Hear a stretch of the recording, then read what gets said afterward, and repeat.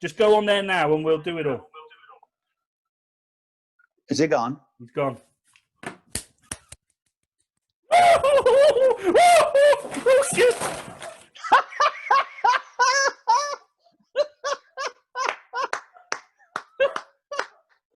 Was that recorded?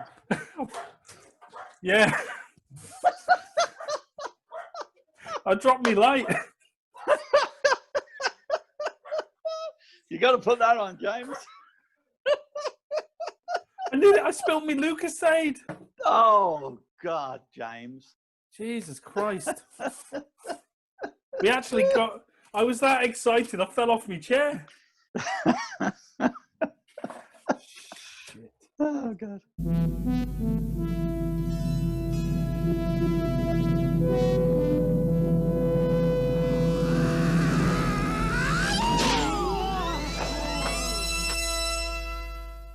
Not being able to speak is not the same as not speaking.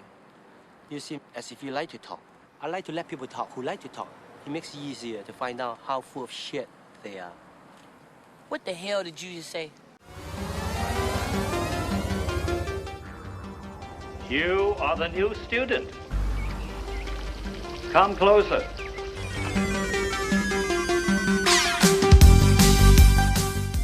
You're listening to the Kung Fu Podcast presented by James Still.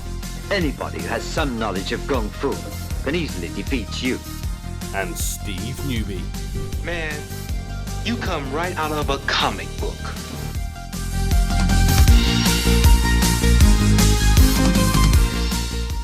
If you flash him, even for an instant, a defiant eye, he'll pluck it out. And if you throw any American sass his way, he'll snap your back and your neck like they were twigs.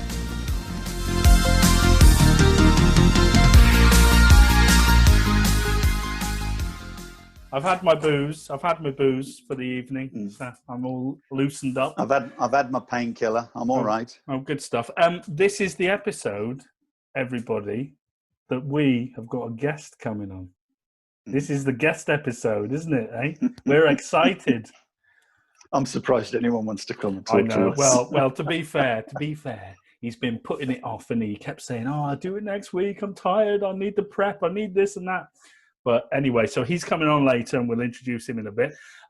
In the meantime, now, hey, you had a compliment in the form of an email from an ex-student. I did. I can read that for you. I think you should read it, because this is like this is a very rare thing, and I think our listeners need to hear this.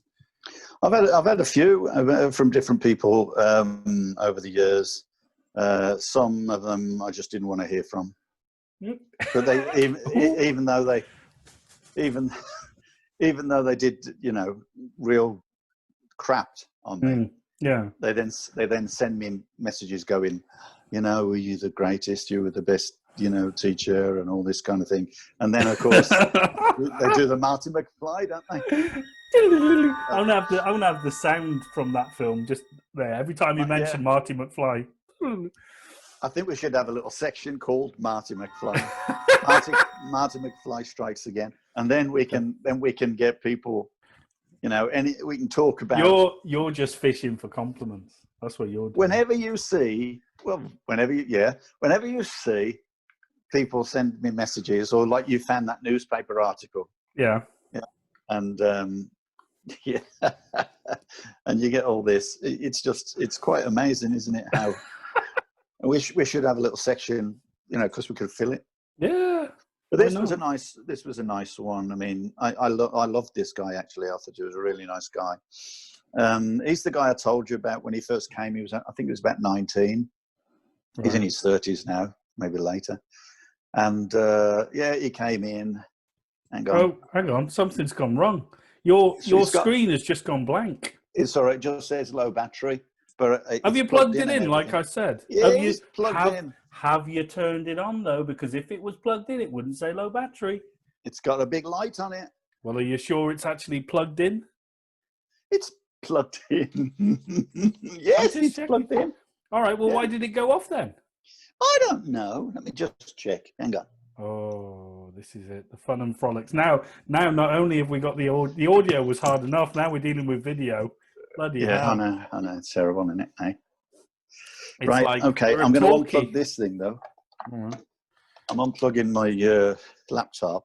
Yeah, unplug your laptop. Just because so, it's across my legs. What was the issue here? Were you not plugged in? Be honest. No, it was still plugged in. It just went off, as you say. All right, okay. Yeah. Go on. You were telling us about this love letter. Oh, okay. Yeah, lovely. Yeah. I did tell you about this guy. He came to the class when he was about 19 and walked into the class. He says, "Oh, I'm interested in doing Kung Fu." And I says, "Oh, you done anything else before?" And he says, "Yeah, I've done ninjutsu." And I looked at him and I said, "Well, you couldn't have been very good. I saw you come in." Did that go I'm down? not sure. Was that? I'm was not that sure in if good he ever spirits? gave me. Well, Oh. yeah, it was in good spirits. It's always in good spirits, but I'm such a sarcastic kid. Hi, James and Steve. Hi. Just want to say how much I enjoy the podcast. I'm just catching up with episode 20. Poor Steve getting compared to Marty McFly compelled me to write. Yeah. That's you, that is. Yeah. So it goes, I publicly wanted to voice how much I value Steve as my instructor in my martial arts formative years. He is the most erudite and inspirational of teachers, and I loved every minute under his guidance. Wow. The foundations he instilled in me have served me greatly throughout my long career as a competitor and coach. My very best to you both. Yeah. I'll write back. Well, I will write. Are you not going to say a name, or do we not? Oh, his name's Ali Blakey. Well, hi, Ali, and thank you so much. That's a lovely, lovely sentiment. We love it. We like a compliment. Yeah, we don't get they're few and far between. So yeah. Usually they're complaints. We only ever go to a place the second time to apologise. So. We do. We appreciate that. Well, thanks. Ali's a great guy, actually. I remember. He is a really nice guy. When I first joined, Ali was sort of quite established. Really, he was a good fighter and everything. And I used to go to competitions, and I remember first competition I went to. I was watching Ali, and I thought, you know what? If I can maybe be that good, I'll be happy. Yeah, I'll be happy. So yeah, thanks, Ali. That's great. Love it. Glad you're enjoying it. Right. Anyway, now shall we see about contacting our guest? Hang on. Just to get excited. Jim Cairns recommends SJN Martial Arts Canada. Jim Steve Cairns Newby is a good, experienced Kung Fu instructor. 6th degree. 6th degree now. Hang on. Are you telling me we had 2 compliments in one episode? He was just sending, feedback about the, our Kung Fu. Yeah. Right. Excellent. Yeah, well that's great. Jim Cairns. He was a 1st degree when I went up to Scotland, and he's now is a 6th degree. Oh, that's brilliant. Oh, well, thanks, Jim. That's great. Right. We should kind of talk a bit about moving on to our guest. How about that? Do you want to go for it? Right. Hang on. So, where is... James, I did an intro. What? My name's Jacqueline. Yeah, well, yeah, because you're on Jackie's iPad. I mean, we've been found out. Technology. But I'm not sure if on Saturday nights. Yeah. Oh God. Yeah. Now we've introduced. Okay. Now we're a talkie. It's like in the 1930s America. Talkies. What the? Oh God. Right. Hang on. Okay. So, ladies and gentlemen, let's do a bit of intro to this next guy. So, our guest, he has been studying Lao Gar for over 30 years. Okay, he's a former member of the Lao Gar National Fighting Squad, which means he's quite adept at the old semi-contact, light continuous, and full contact. Okay, competitive arena. He's no stranger to the ground fighting competitions and that side of things too. He's competed in a lot of external competitions. Reference ground fighting, and he also holds a 6th degree in Lao Gar. Not to mention, he is a guardian of the Lao Gar style, which, if I'm right, that doesn't he outrank you, at least on paper? On paper. Well, he's a They all sixth like degree. to think so. Yeah, they all like to think so. Right. So 25 years when I took my 5th degree, 25 years ago. Really? Oh, God. Okay. So, ladies and gentlemen, we're going to introduce to you Mr. Rash Patel. Is he on?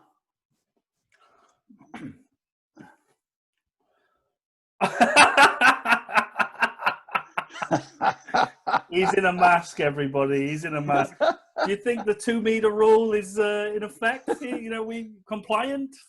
I was going to turn up in a lion's head. Oh, for God's sake. Listen, this is off to a bad start. He's already funnier than us. What's going on?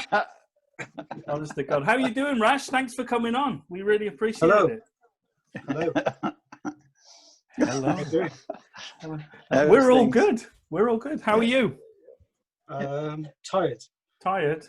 Are you tired? Well, what time is it there right now? 4:31, 12:31. 12:31, yeah. 4:31 here in the afternoon in Canada. Uh-huh. Wow, lovely. No, you know, plug Canada. Hey, for Canada. Yeah. Rash, it's a real pleasure to have you here. You know, you're our first ever guest. Are you honoured? And probably the last.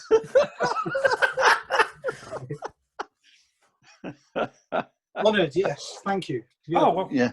I just listened to you guys talk and... yeah. Oh, well, that's drove awesome. in to drink. Yeah. And chill. Well, and that's chill. right. We're all sufficiently lubricated here. So, Rash, I've just given everybody the lowdown on kind of who you are, but the broad strokes. Yeah, you know, I didn't big you up that much, to be fair, but what? but listen. Before we start, Rash, we've got a sort of a quick fire round to ascertain your eligibility to be on our Kung Fu podcast, because we don't know if you're cool enough yet. All right. Okay. So the quick fire round is going now. Are you ready? Master Yao, or Master Ken? Oh, Master Yao. Capoeira or Kung Fu? Kung Fu. Dimak or dim sum? Oh, man, that's a difficult one. It is. We've got to eat though, right? One. Quick fire, Rash. Quick fire. Oh, okay. Let's go Dim Mac. Yeah. oh. I wasn't expecting that. Dim sum. I would have gone dim sum. You can ask me about Dim Mac, and I'll tell you the truth about Dim Mac. Oh. Hang on. Yeah. We're nearly done. Lao Gar or Lager? Lao Gar, of course. Okay. Bruce Lee or Bruce Willis? Who? Bruce Lee or Bruce Willis? Bruce Lee, of course. Kung Pao Chicken or Kung Pao the movie? Kung Pao Chicken. I didn't ever like the Kung Pao movie. Yeah. Shanghai Nights or Shanghai Noon? Shanghai. Oh, that's the same thing, isn't it? Almost. No. For the connoisseur, they would say Jackie Shanghai. Chan. They would say Shanghai Noon. Yeah, Shanghai. Jackie Chan was in both, wasn't he? He was, yeah.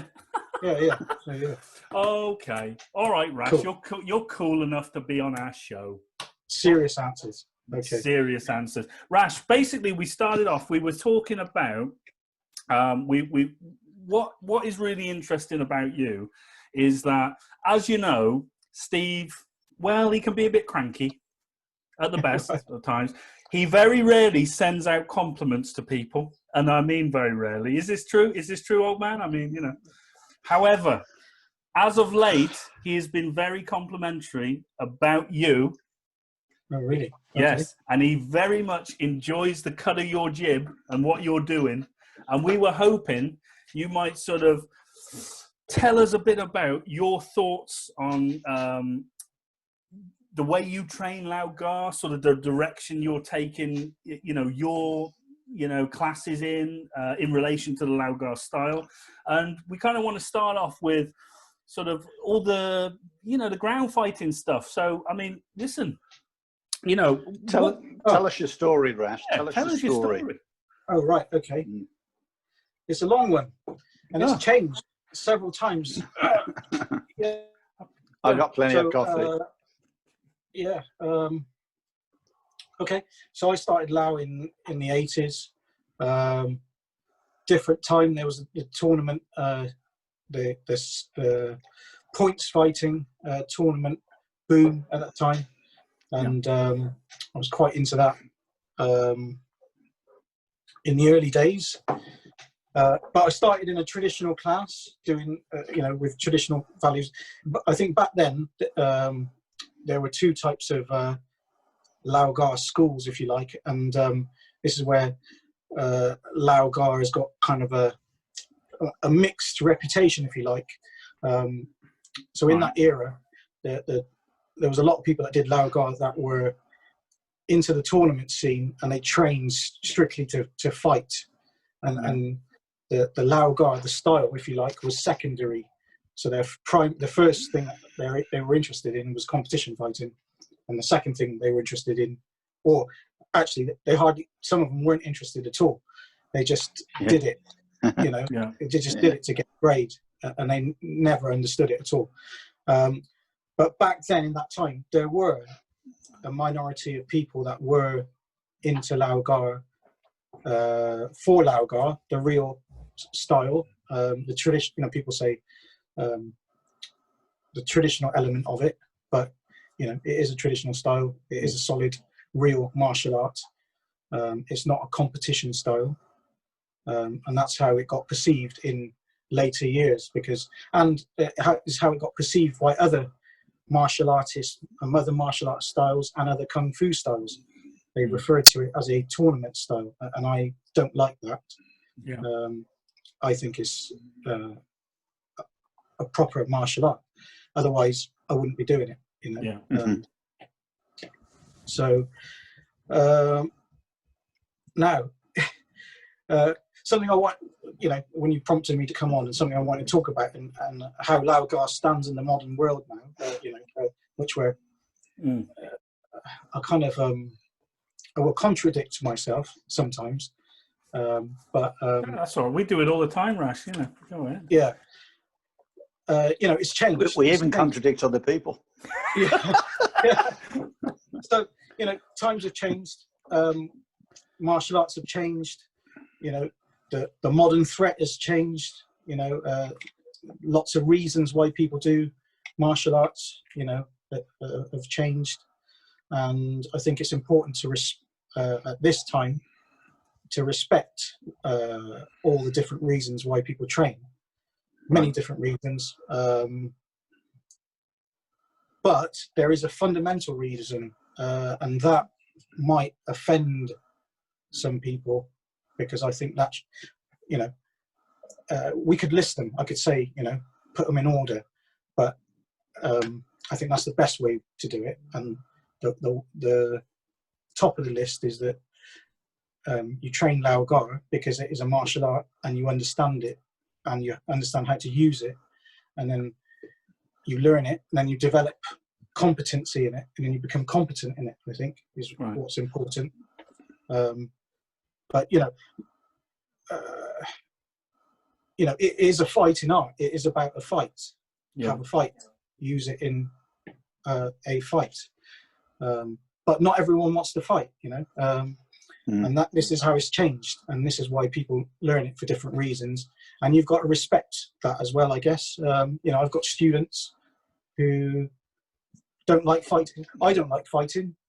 If I'm pushed to have a fight, I'll probably be quite unhappy that someone's made me have to fight them. But you're talking self-defense then, yeah? Self-defense in reality, in real life, not for competition, not for any other reason. So lots of people do Lao Gar. This is where I might offend some people, but lots of people do Lao Gar but don't understand Lao Gar. Right. That's what we're all about, really. Rash. I'm not rubbishing anyone. No. I'm just saying that is the way. And also, it takes a long time to get any good at it, to become useful at it, So, there's a lot of people Yeah. When you say people don't understand Lao Gar, I mean, we're generalizing. I understand that. Nothing specifics. What exactly do you mean by they don't understand Lao Gar? Can you just elaborate on that? Okay, absolutely. Good question. I'll use myself as an example. Yeah. Every form I know. Yeah. I know, multiple applications for the movements contained within the forms, but I know all the principal applications. That's something I can expand on in a bit as well. Yeah. And I would say I've trained them to a level of competency that I could use them. Right. So it's a case of learning them, understanding them, applying them, and then you have to go on a journey of training it to become competent at it. And then you've got to spar with it. And I'm not talking about put your gloves on and spar. It's a different kind of sparring. Okay. So does that make sense? Yeah. There's not a single form that I know, whether it be an open hand form or a weapons form, that I don't know what the movement's for. Yeah. And I couldn't say other people in Lao Gar could say the same thing. So I'm not rubbishing them. All I'm saying is, if that is the case, do something about it.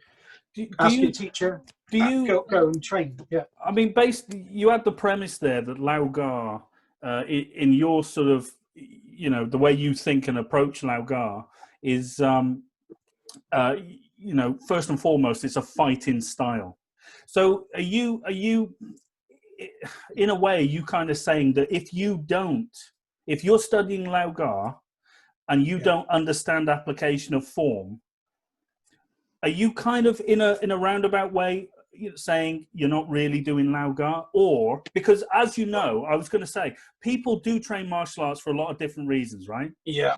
So you've got people who, just want to do sort of like the forms and, make them elaborate, wushu. Yeah. Some people like the internal, we've talked about internal side, but the meditation and stuff like that. And other people like the competition fighting. But to you personally, is knowledge and application of the forms of Lao Gar top? At the top, yeah.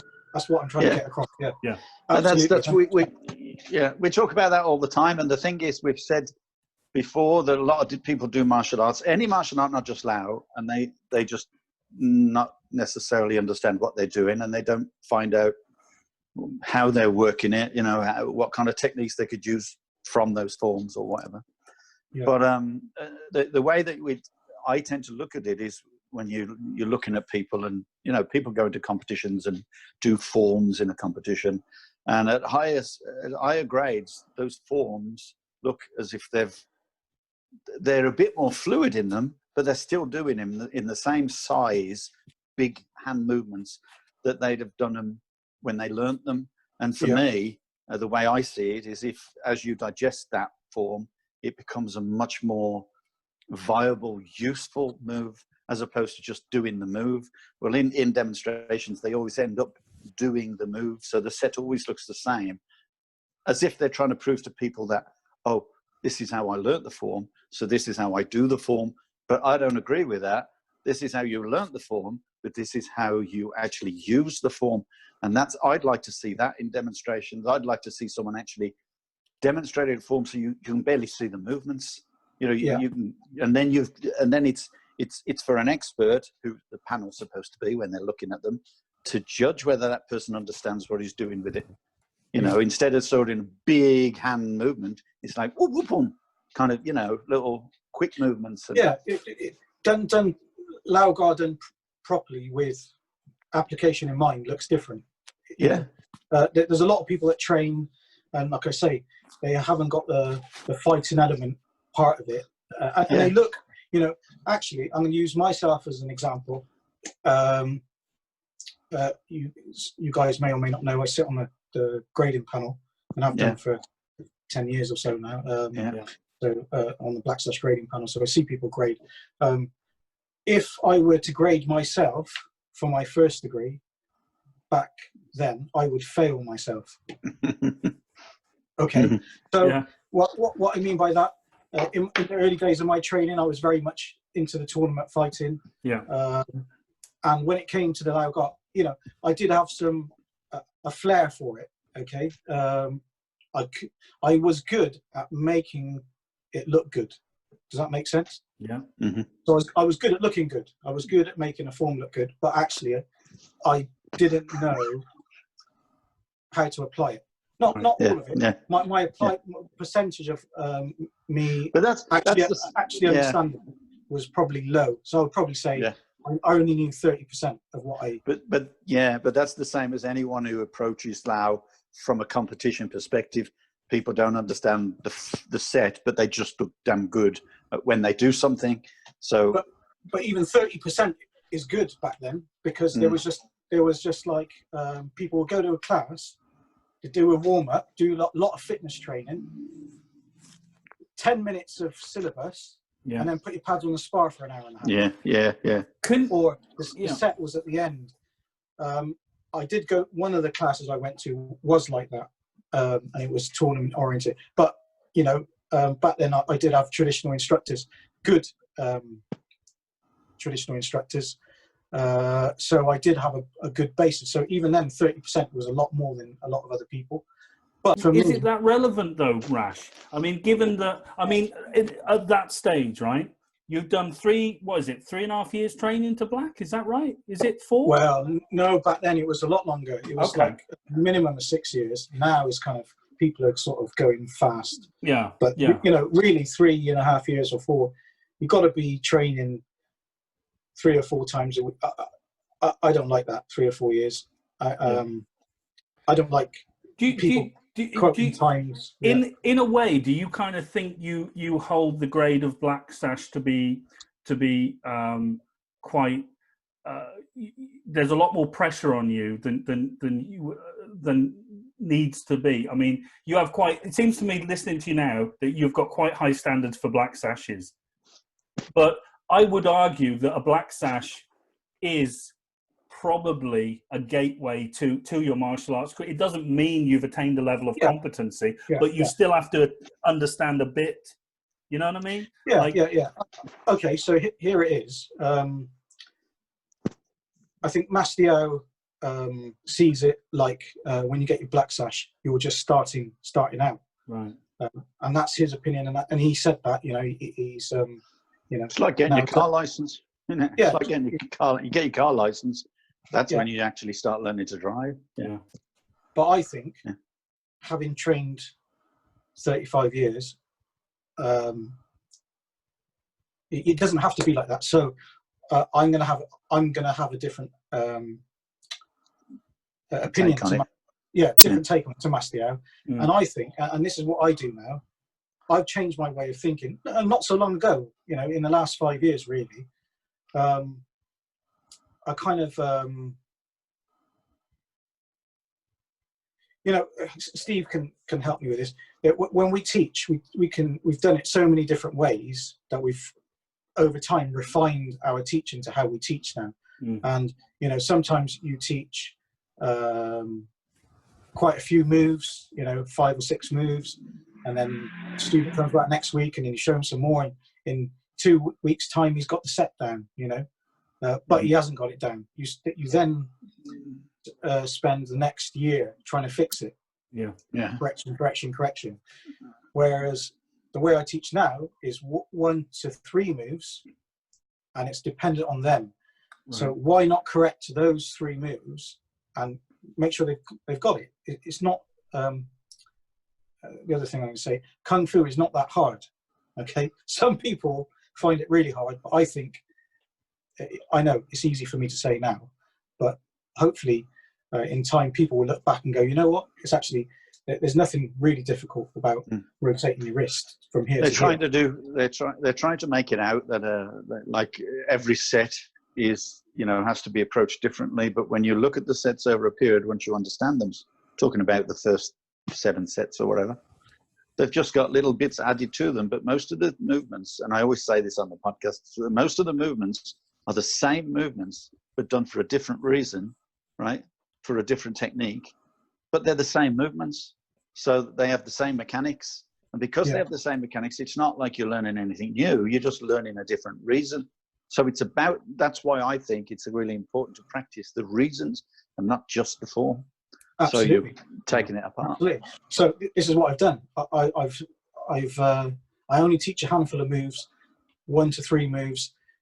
If, you know, student comes back, he shows that he's been practicing, he shows he can remember them, and the minor corrections, and then you might add on, depending on his ability to learn and retain information. And therefore, you've got less to fix at the end. You just polish, or you do minor fixes, rather than fix. So say we, another way to look at it, say a form's got 30 movements, okay? And then you learnt 5 and then 5 and then 5 a time, and then it went to 30. So, okay, so say set's got 30 moves, and the student has got to practice. He's learnt 30 moves, or she's learnt 30 moves. Move 1, 2, and 3, or 5, only gets practiced on a bigger cycle. You see what I mean? Yeah. Unless you break the set down and you just practice moves 1 to 5. So there's less chance of them improving, or it just takes longer to improve them. Yeah. So better to have moves 1 to 5 fixed, and a good standard, good level, good technique, good posture, good base, good power, good structure, you know, good coordination. I think what you said earlier, though, I mean, a lot of people, like you say, they train martial arts, but they're not interested in fighting or anything. And a lot of them just want to take the grades. And then you've got commercial instructors who are just going to try and get them through their grades. You know, they're like just trying to pass the test rather than actually teach them stuff. And so you're always going to have that problem anyway. But I can see, you know, that's a really good way of, you know, if you've got that kind of passion and that kind of time, and you're not relying on it as a financial, you know, income, then you can obviously go for students in that way. And I think that's a... Do you think that your method of teaching, Rash, is due to class size? I mean, over the years, obviously class sizes have gone down. Do you think as the class sizes reduce, we have to output, the quality output has to be more? Yeah, but also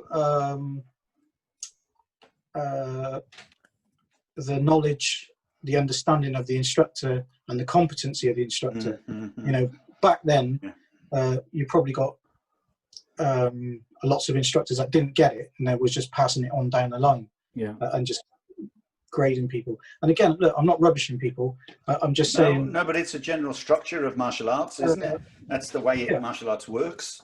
Some people, not just in our style. And that's why I say martial arts. It's the same everywhere. You know, you get people through their grades. Like I just said, people will get people through their grades. Some of them want to teach. They have a passion for teaching, but they've never been taught how to teach, and they've never even understood the syllabus.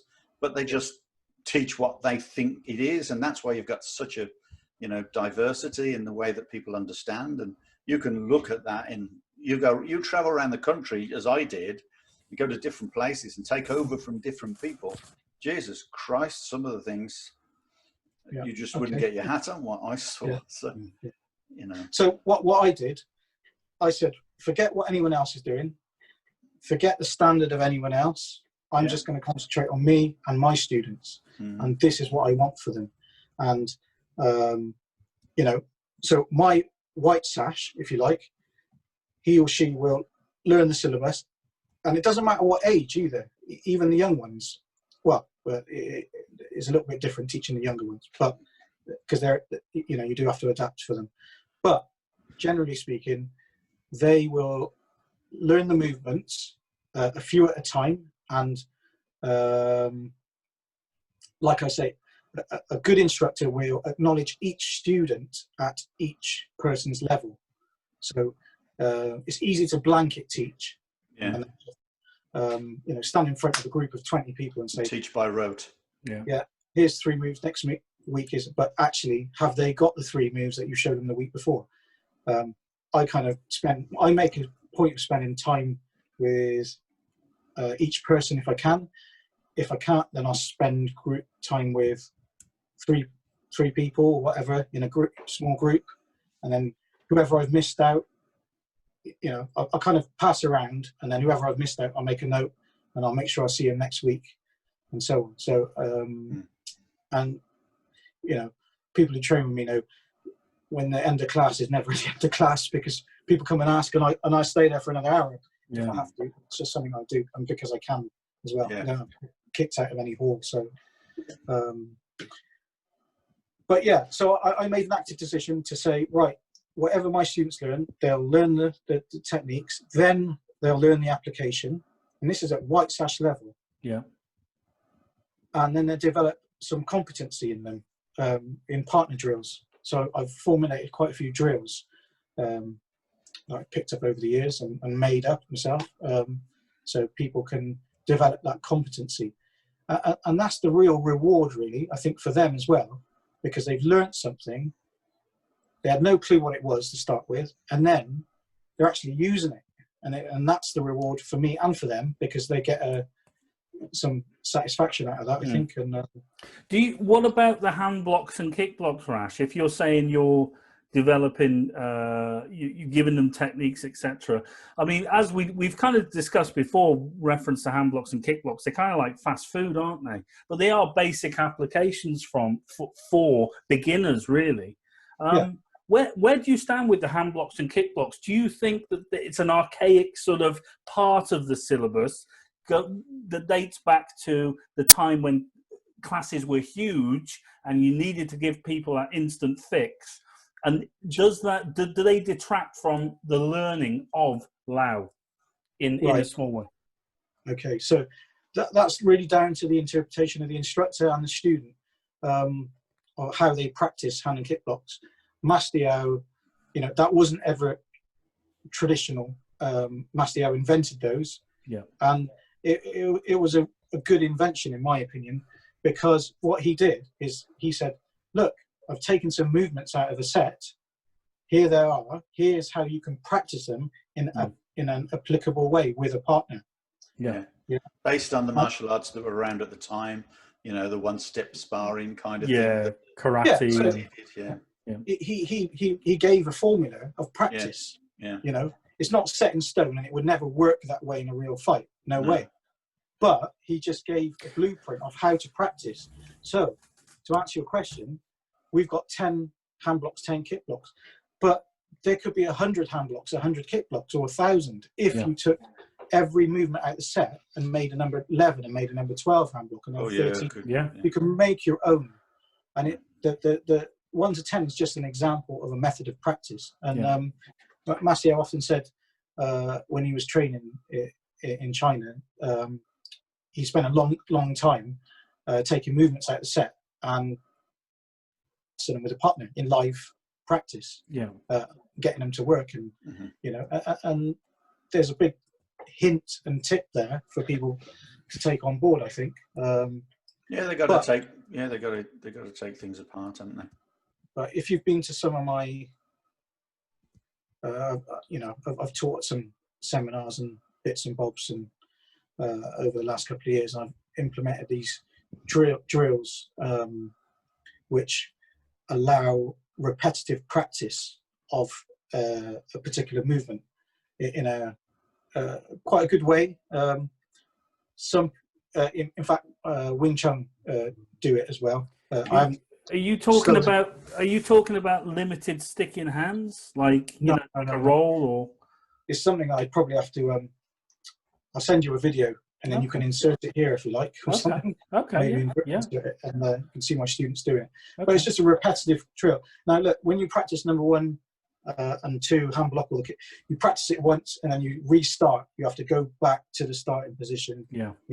Again, you're doing a cycle of things, but it's only getting a little bit of practice. Whereas this drill, where this drill I've formulated, you're getting lots of continuous practice, and it just helps you improve a lot quicker. It helps people to get it, and then people go on a journey with it, on a journey of what part of their arm they connect with, how early they pick it up, whether they stick, whether they hit it, whether they do it softly, lightly, hard. You can go on a whole journey with it. So I think it's a clever drill. And my evidence is that it works through my students becoming competent quite quickly. It helps people get competent quicker, if that makes sense. Right. Okay. How much of that is physical, Rash, and how much of it is you instilling in the students, you know, the methods and the reasons why they do things? Because you can give your students 10 applications of you know, the first move of the first set, and you could say, do this, do this, do this, do this. At what point do you then say, now it's up to you to figure out how to apply it yourself without, so you give them the, you know, teach a man to, give him a fish, he'll eat for a day, give him a, you know, teach him the fish, he'll fish for a lifetime sort of thing, you know?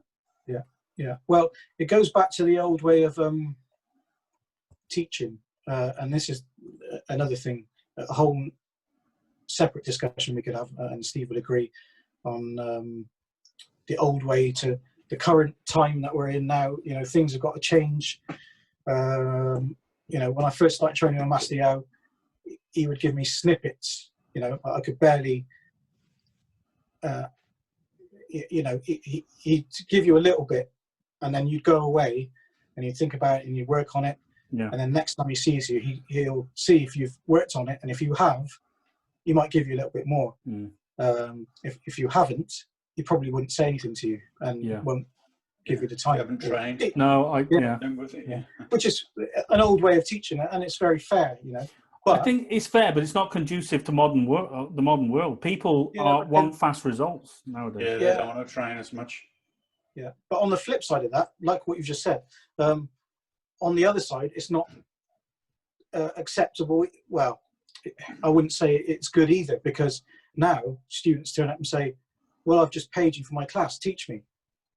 Yeah, but show me, because I've paid you. Yeah, and that's the wrong attitude as well. Maybe 70% of them have already been to other classes where they've had that, and they've been given that, and then they've learned nothing, and they think they've learned everything. They come thinking they know it all, but they then also come demanding to know more. And it can be quite a problem with the students like that, because they are. But that's the modern way, and in MMA and other, you know, because I've got lots of MMA friends and I go and train with them, and other schools and jiu-jitsu and other stuff that I do.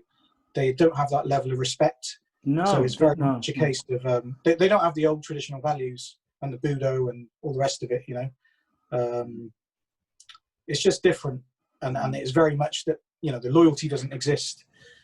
Whereas what we've got in Lao Gar, or what traditional Kung Fu styles is about, you know, your teacher will show you some movements. You've got to earn their respect by practicing before they show you any more, you know. And otherwise, you know, like Maciel says, I've just showed you this. If you can't do that properly, what's the point of me showing you some more? I totally agree with that on so many levels, Rash. But, you know, in this modern world, you know, like you said, people are paying. They expect a product. And if you're running a big martial arts organization and you're getting money for grades and stuff like that, that's in some way attacks the integrity of the martial art, because then you're not interested in teaching. You're just interested in, you know, people paying for the next grade and give them a little bit, etc. I think it's a rare way of thinking, isn't it? Very rare. Yeah. But like I said, I don't care what anyone else is doing. I'm just going to make sure this is how I'm going to do it. Yeah. Well, you know, that's active choice. Okay, so that's what impressed me, Rash, when we talked not long ago. I know we've talked for a long time, but when you started showing me and telling me about the way that you take the syllabus that much further, where, you know, where you've got hand blocks or parts in the set where you might trap the leg, and that's as far as you go in terms of the syllabus, in terms of giving people information, but you take it that step further, and that's what really intrigued me about what you're doing with the syllabus, and how you've got to do that, how you've been able to do that by, you know, learning, you know, training with other people and different kind of people, and where you, instead of just trap the leg, you want to take them right to the ground and like get them down there. And traditionally, I wouldn't say traditionally, but sort of 90% of classes that are taught, you know, weekly or bi-weekly or whatever, they tend never to have the equipment that they, in the old days, it was like a concrete floor, a solid wooden floor, and they never really went down on the ground. And like you say, when you started competition, semi-contact, points fighting, that was the essence, that was the whole thing of Lao. That was where they were strongest, and that's what they really, honed in on. And they didn't really care that much for getting on the ground. And it's only over the last few years where you've got the strength of this Brazilian jiu-jitsu type of thing has come in, and they've made it popular, that everyone now in martial arts are looking at that kind of idea of, throw him to the floor kind of thing, as in Life of Brian. Don't know if you've seen Life of Brian. Throw him to the floor. Oh, that's philosophy. All right. Yeah. It's a sign. Yeah. It's a sign. So just imagine, I mean, that's what really intrigued me about you, is that you have taken that on board and you've started applying that. And tell us a little bit about that, how you started doing that, and how you made that work within your style. So times have changed, and I think Brazilian Jiu-Jitsu is one of the fastest growing martial arts of this time at the moment. Really popular, and obviously MMA has been around since that's been around for some time as well, but it was never popular. It was always frowned upon and seen, people had a negative opinion of it for a long time, but that's changed now. It really has changed, I think, and probably to do with the fact that the rules of it have changed as well over the years. Original UFCs and prides and all those kind of things, head stomping was allowed, some gouging was allowed. You could kick someone like a goal kick when they're down, but now in the modern UFC rules, you can't kick a grounded opponent. And what warrants a grounded opponent is if he's got 3 points on the floor. Right. So that's 2 feet and an arm, or an elbow or something. 3 points touching the floor, then you can't hit, kick him in the face. So time ago that was allowed. So that's changed. What happened? Right. So obviously I fought in point fighting, and I did some full contact fighting as well. So kind of naturally, point fighting and then continuous, which is full contact anyway. And then it's supposed to be light continuous, but it never is. And then I had a handful of full contact fights, just a natural progression of competition fighting, if you like. And I've done that for quite a long time, as well as kept my traditional. That I think I was one of the few people that kind of did both. So I had a friend I went to school with. His name is Paul, and at the time we were at school, we were both training. He was training somewhere else, and I was training in a kung fu school. And I did go across to his club a couple of times and have a spar and stuff. And it was good. But I was doing what I was doing what I started, and I stuck with that. When we finished school, we kind of went our separate ways. And then the world of Facebook, he popped up as a friend on Facebook, I think in 2006 or something like that. And then we exchanged some messages and said, oh yeah, we should get together and train.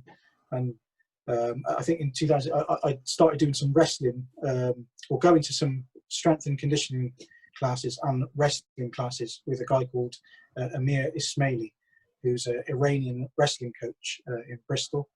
Unfortunately, he died in 2006. So the late Amir, but he was an Olympian. He trained people that were in the British Olympic team as well. So he's originally from Iran. I can't remember. I don't know what year he came over, but his students were in the British Olympic team. So he was that good, and he taught a whole wide range of people from different disciplines, to cricketers, to rugby people. He was a proper drill instructor. So I think 2 years went by, and Paul you know, we talked about, oh yeah, we should meet up, and we finally got together to do some training. And you know, what do? We had a spar, of course. What else do you do? Yeah. So stand-up wise, no problem. You know, I could easily, you know, and him. Yeah.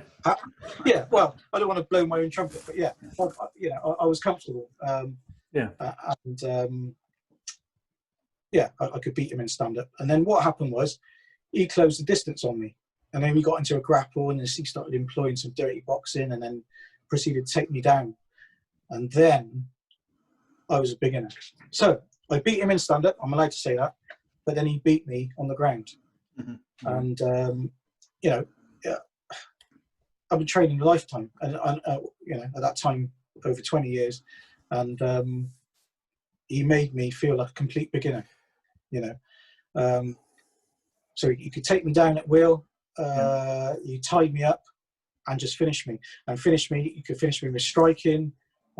He would armbar me. He'd put me in a triangle and choke me. He'd take me back.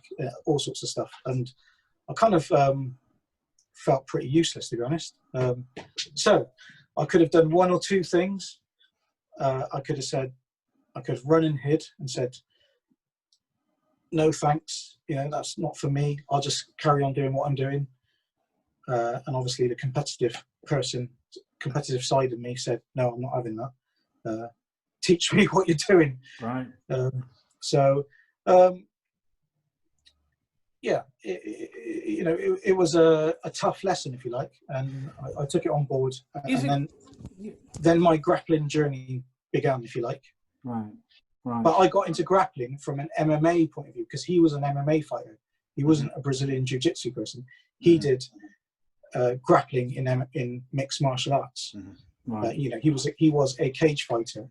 The person he trained with is a guy called Mark Weir. Mark Weir is a former fighter that was on the UFC roster. So, you know, he was that good. Yeah, and then started my grappling journey, if you like. And yeah, did you have a question for me then? I'm just like, when you say that sort of you were now the beginner sort of thing, and it's like, teach me what you want, teach me what you've got, and all that sort of thing. Was it ever sort of reciprocated? Did he ever turn around and say, oh, teach me some stand-up, Rash? Yeah, of course. Yeah. There was lots of other things I should.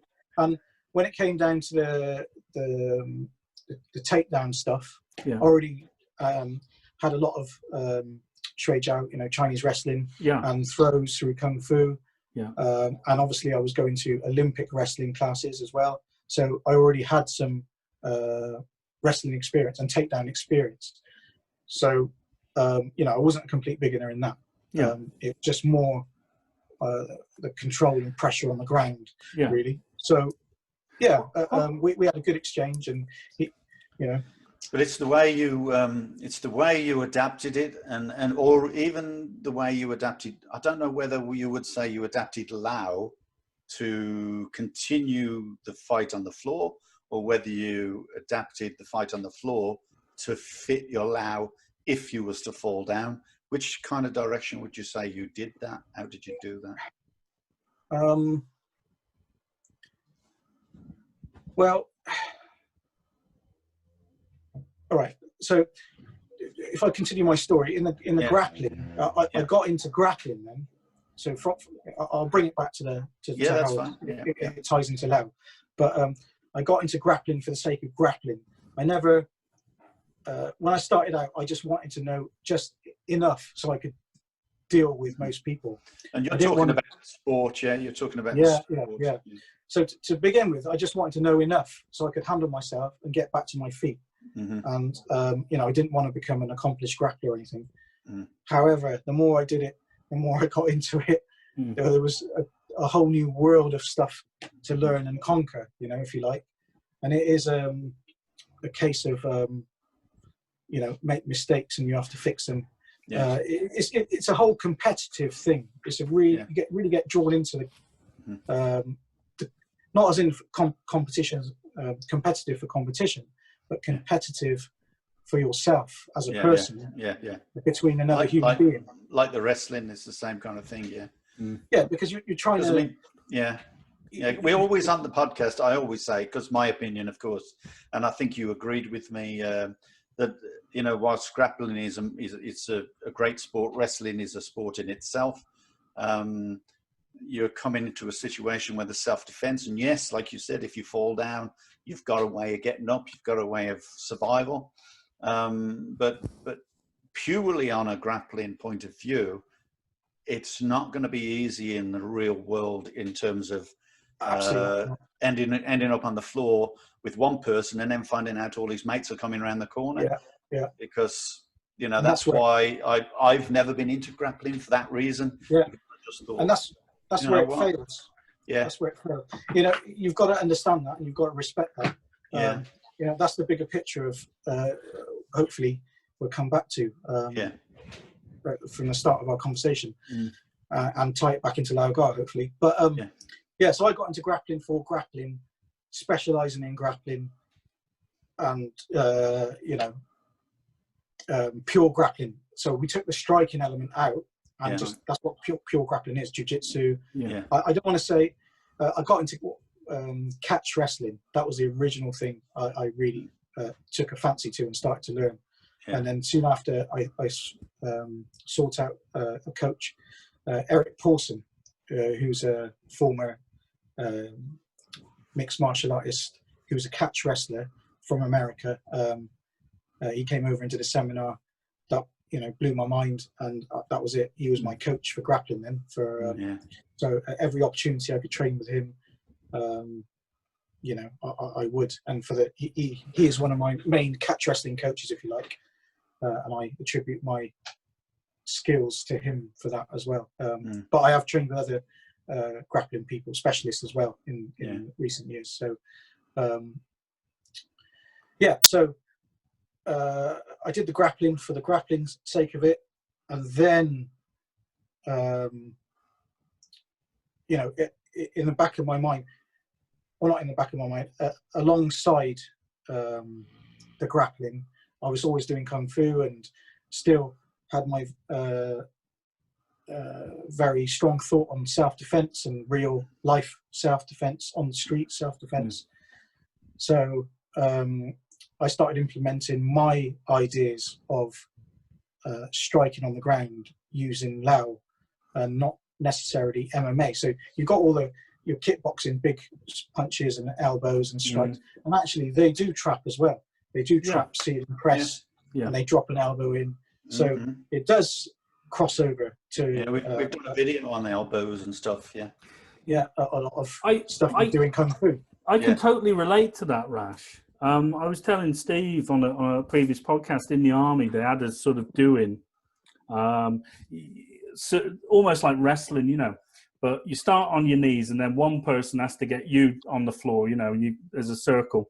And what I found was doing a lot of sticking hands with Steve and understanding just about these, you know, rotations and your gaits, you know, being able to just sort of sense someone's grabbed me there, or just, you know, trap them with my elbow, etc., and get into a position to then strike whilst they're on the floor, sort of thing, because they're trying to grab you, etc. It's amazing how it falls into place.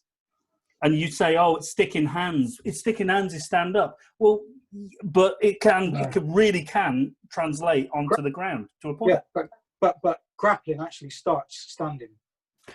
Okay, yeah, I agree. I was just using that as the example of what I was doing. But, No, I understand that. But you know, good point, and something that's worth explaining. Grappling does start standing, and this is why it's so good for Lao as well. It's the next. I would say it's good for people that have been training a long time. Okay, so you need to train a long time in Lao Gar.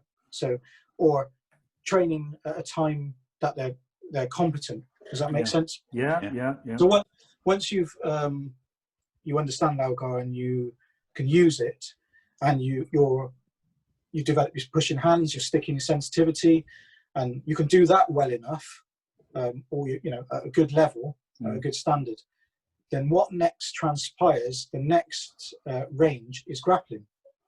So say you've done that for 30 years or 40 years, and you kind of a bit stale and I haven't learned anything new, grappling is the next thing. So from sticking hands, you then grapple, you then cow, grab around the back of the neck, or someone follows you into a headlock or gets in close, and then you can start working your grappling range from there. And that's where it begins.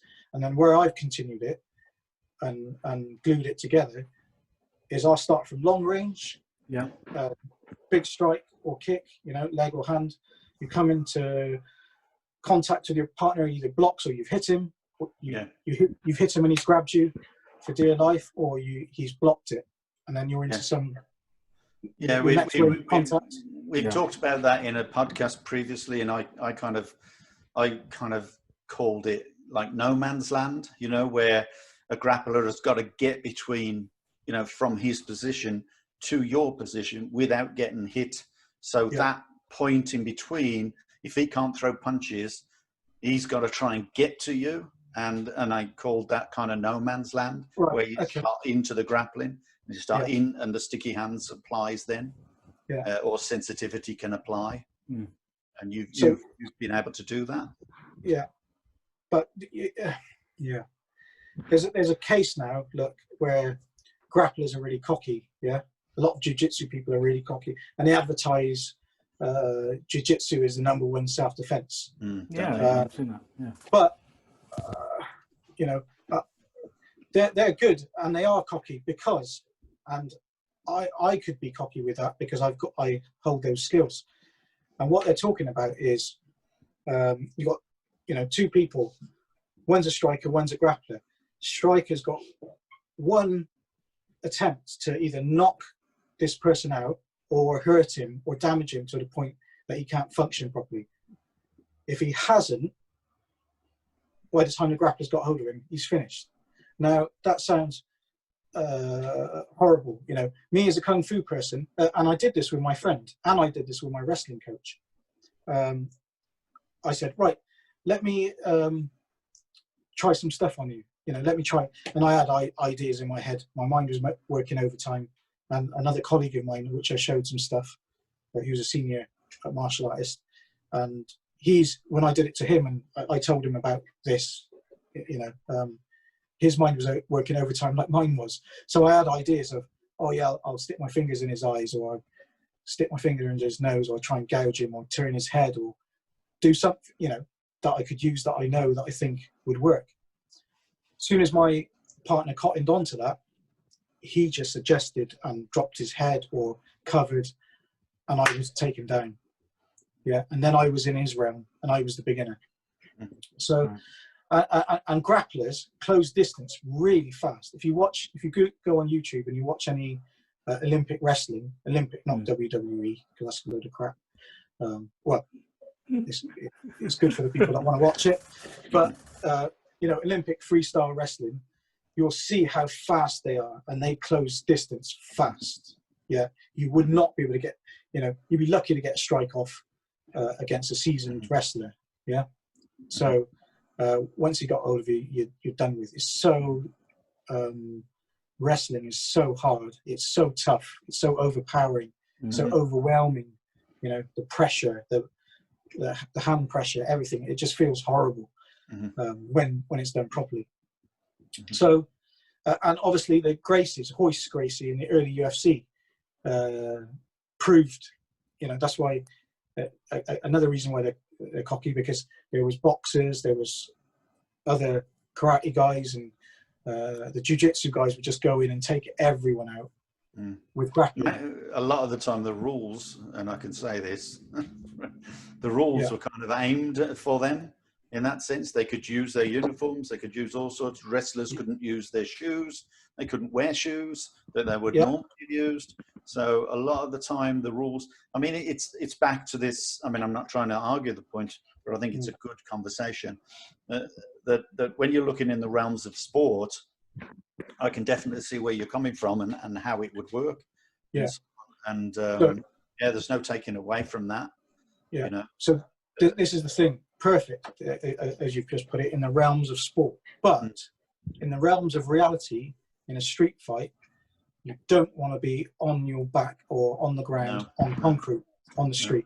And you know this already. We've already spoken about this. But just to reiterate, you know, nobody goes out on their own. Rarely on a Saturday night. They always go with a friend or a group of friends. On a one-on-one, it's fine that a grappler would have a better chance, possibly, if he can get hold of you. If he can get hold of him. Yeah. But you know, 9 out of 10 times in a real fight, if you get taken down to the ground by a grappler, someone's just going to goal kick your head. You know, his mate is just going to. You won't even see it. Yeah. He's just going to get kicked in the head, or worse. Yeah, it happens all the time. Or the grappler's going to get kicked in the head with your mates trying to protect you. So. Yeah, that's what I mean. The grappler. Oh, right. Yeah. We'll get kicked in the head. You know? You know, you can't ground fight in a real. You can in a real fight, but you know, if you know enough about it, you can get back on your feet, and that's the key thing. So that is exactly what I like. I like getting down and getting up again. Yeah. No one wants to fight on the floor. I just want to ask you a question, Rash. I want to know where we're all kung fu exponents here. I want to know where, if you can define it, where kung fu ends and ground fighting begins.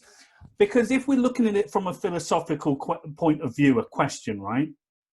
Isn't ground fighting part of kung fu anyway? It always was. Like, wasn't it? I mean, you've got striking, you've got china, you've got shui jiao, wrestling, which can then translate to on the floor, and then you've got weaponry. So why when we're talking about kung fu as a style, and particularly Lao, which I'd say is a pretty damn formidable style, even though we don't go into a lot of the china and the joint locks and the wrestling rather, you know, till much later on. But why do we have to separate it, so to speak? Do you know what I mean? Well, back in time, it was, in the olden days, it was dishonourable to fight on the ground. Yeah. You know, if you. That's why the points fighting was so popular. Well, not just in the points fighting. You're talking about historically. Historically, you know, Right. if from one person from a kung fu school, from another school, challenged the other master, they get in a scrap. If they took him down, you would allow him to get back up. But if he continued to pound like the movies, like John Wayne always pulls them up. Yeah, punch them again. Yeah, absolutely. And it still exists in bare knuckle gypsy fighting. If you watch the fights, there's rules in bare knuckles. Well, there's a referee. Yeah, there's a referee, and the guy says, "No, let him back up, let him back up." Yeah, you know, and so that kind of thing, really. However, now you made a good point. If I modified my Olympic wrestling or my Chinese wrestling or any of my, you know, kung fu takedowns, and I dropped people on the head, the fight would end there. And a lot of the time, if I took people down properly anyway, it would end, because the power of the takedown, you're finished. Even if you train and you're relatively conditioned. I mean, I've been taken down in a competition, in a gi competition, and my insides got smashed with a heavy, you know, it was a heavy takedown, and it took me a good 20 seconds to get over that internal pain that I was feeling when my organs had been smashed inside, you know, my pelvis and all the rest. If it was concrete, forget it. You know? Right. If your head hits the floor, you're done, and you could easily kill someone. You know, if you double leg, if I just level change and double leg someone on the street, you'd kill them. So it's sweeping and throwing and trapping. Yeah, absolutely. It's dangerous. And then it's all in the kung fu, but for some reason we don't train it. I'm an old fogey, so I come from that era where you're from, which, you know, the fighting, the competitive fighting, and we go as far as trapping, where I was pretty good at sweeping. And then, but when they get on the floor, that was it. That's all you did. But even with the sweep, they land on their back.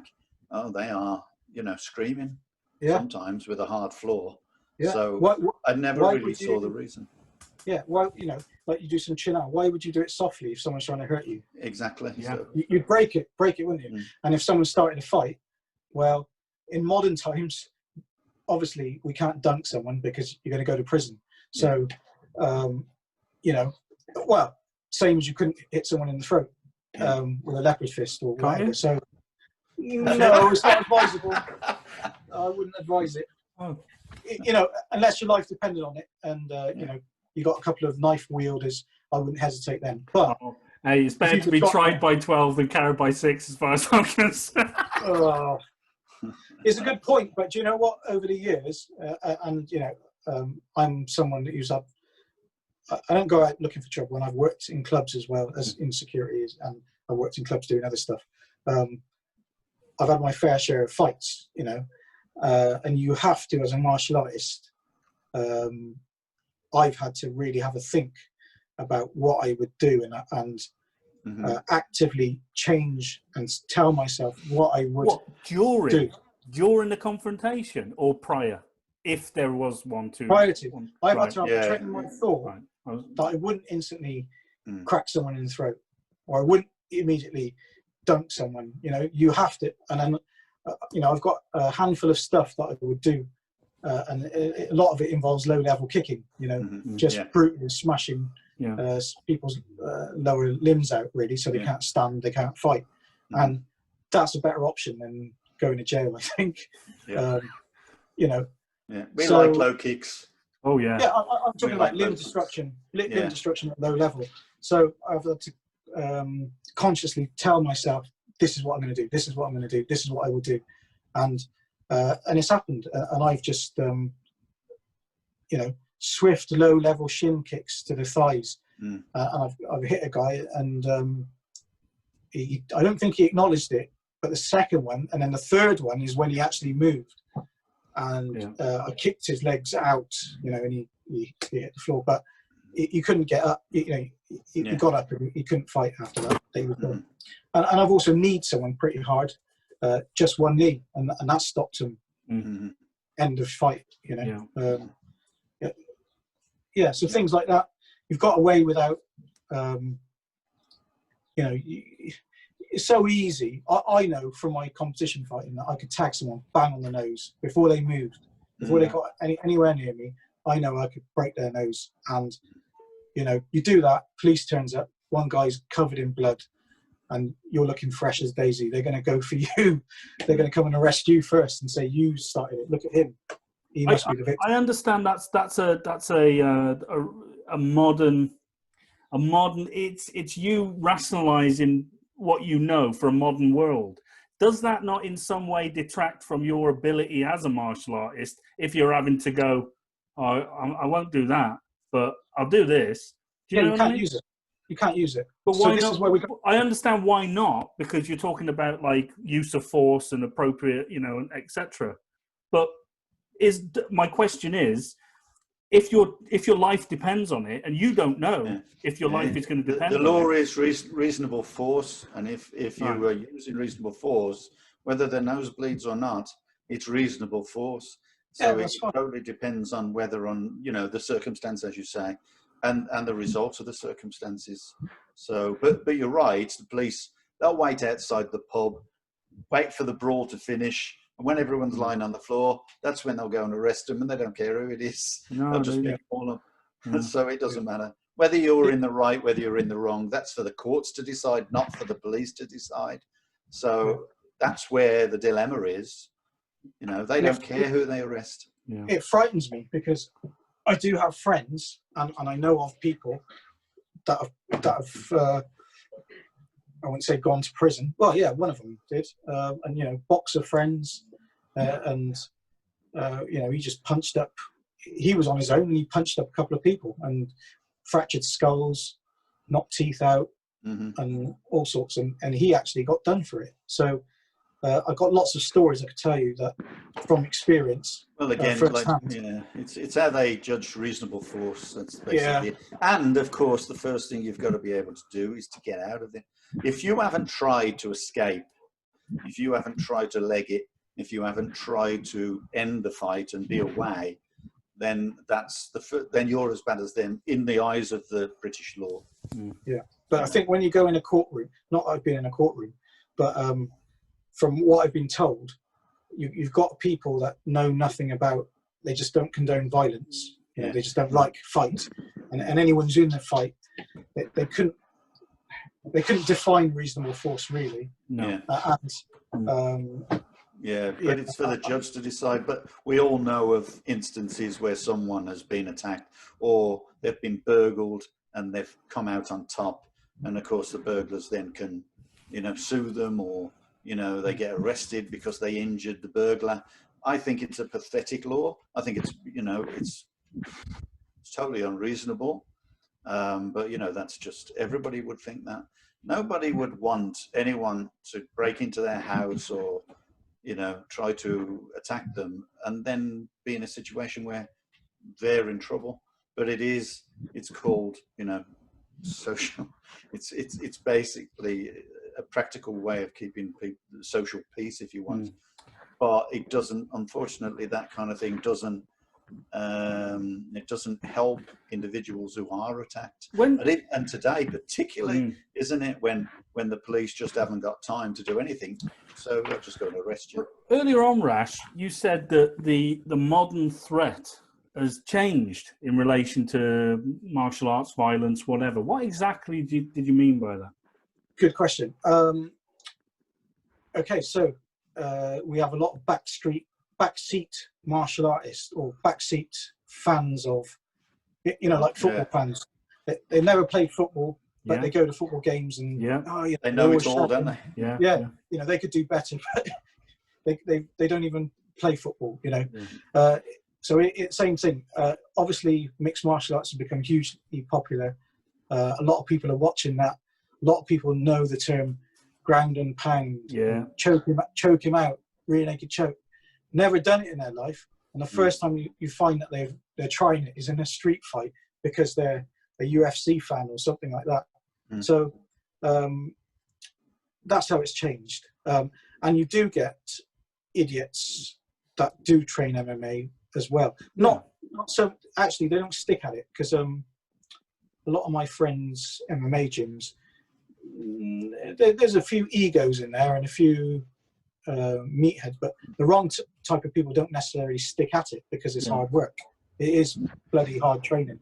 Yeah, well, they're trying to beat everybody, aren't they? And in the end, they always find someone that's going to just take them down, and that's that.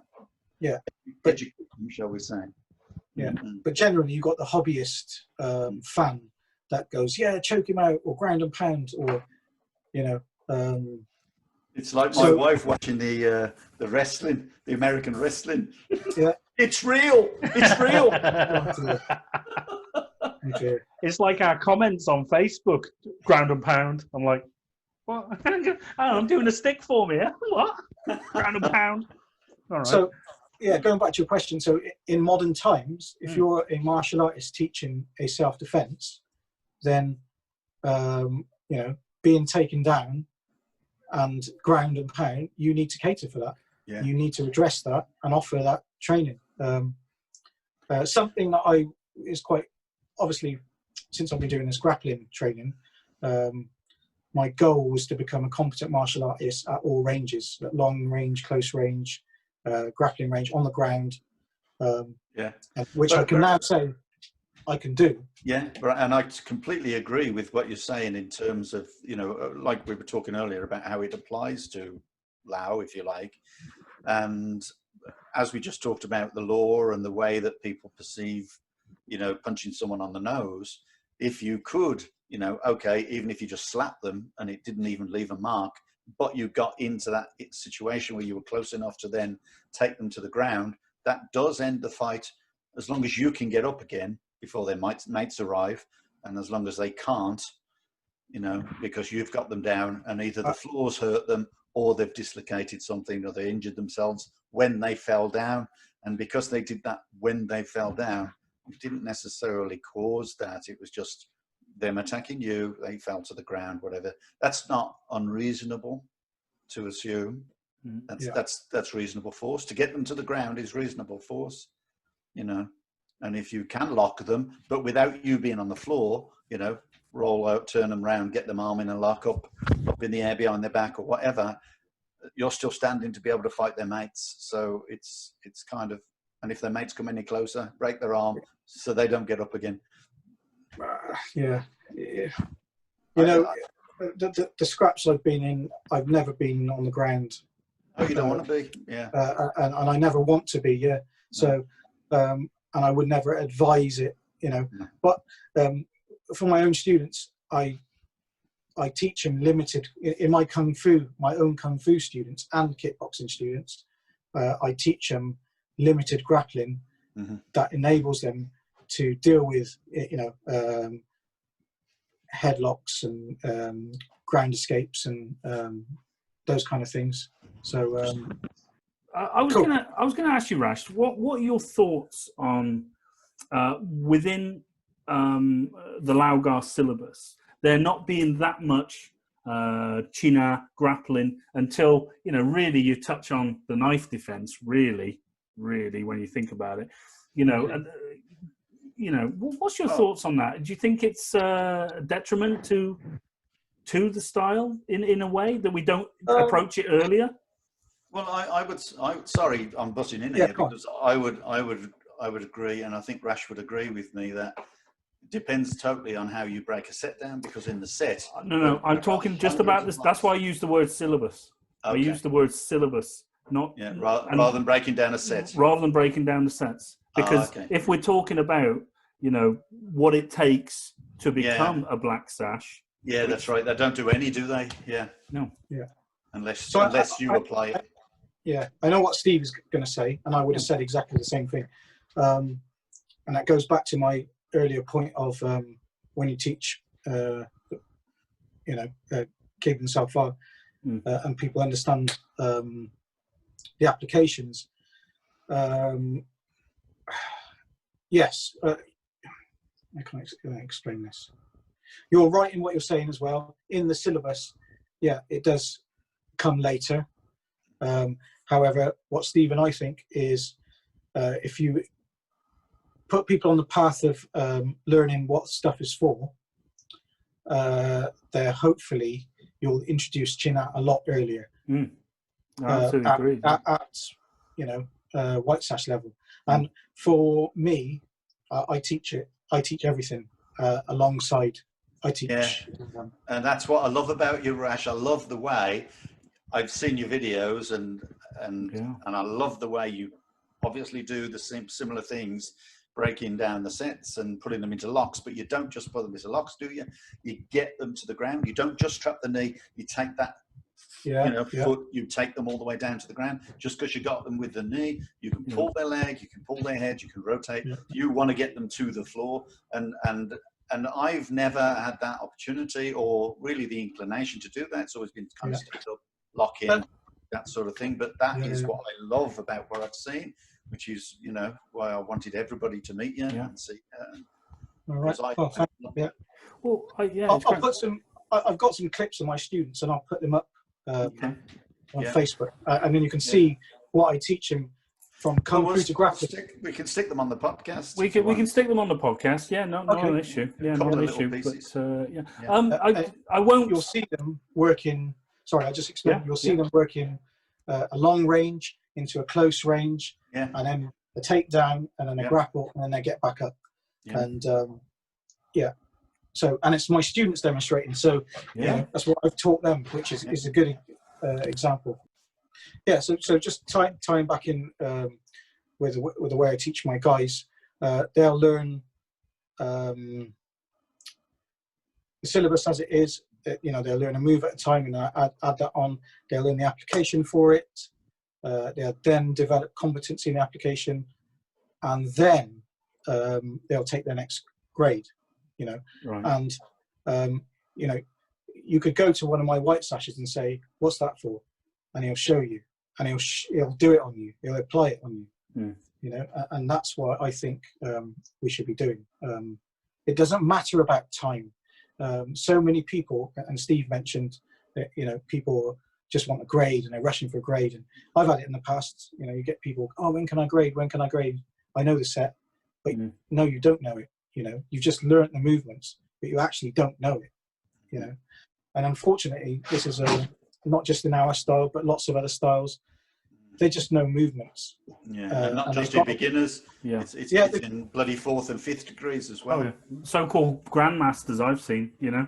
My Yeah. my mate will teach me Dimak. I was saying nothing. Look, you could go a lifetime and do something, and some people have gone a lifetime, been training 30, 40 years, and they still don't understand. And you know, again, I'm not rubbishing them. I'm trying to go back to what I started with, and you know, in this modern times, we've got to respect why people train, and not everyone wants to be a fighter. Not everyone wants to. You know, some people just want to turn up and just do something, and it gets them out of the house. But I think, that's brilliant. But I just think the problem they've got is when they like to think they're fighters and they can't do it. That's the problem. Yeah.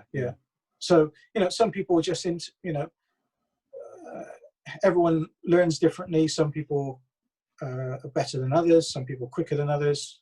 Some people are really slow. Some people just want to turn up and do an activity. They're not really that into it, you know. So the fact that they've come through the door, I respect that. You know, they've got. That's the hardest thing to do. Come through the door. They got off the sofa. Yeah. But when they come into my class, I don't care. I'll force them to learn it. I'll force them to be good. I will force them to have the information. I wouldn't. Force is the wrong word, but I will. No, I know what you mean.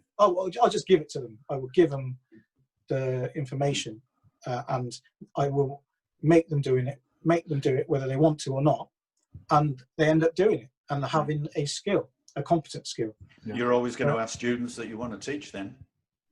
Yeah, and mainly for my practice as well. Wouldn't it be great for to build people up to a level that I got people to practice with? Because that's the hardest thing.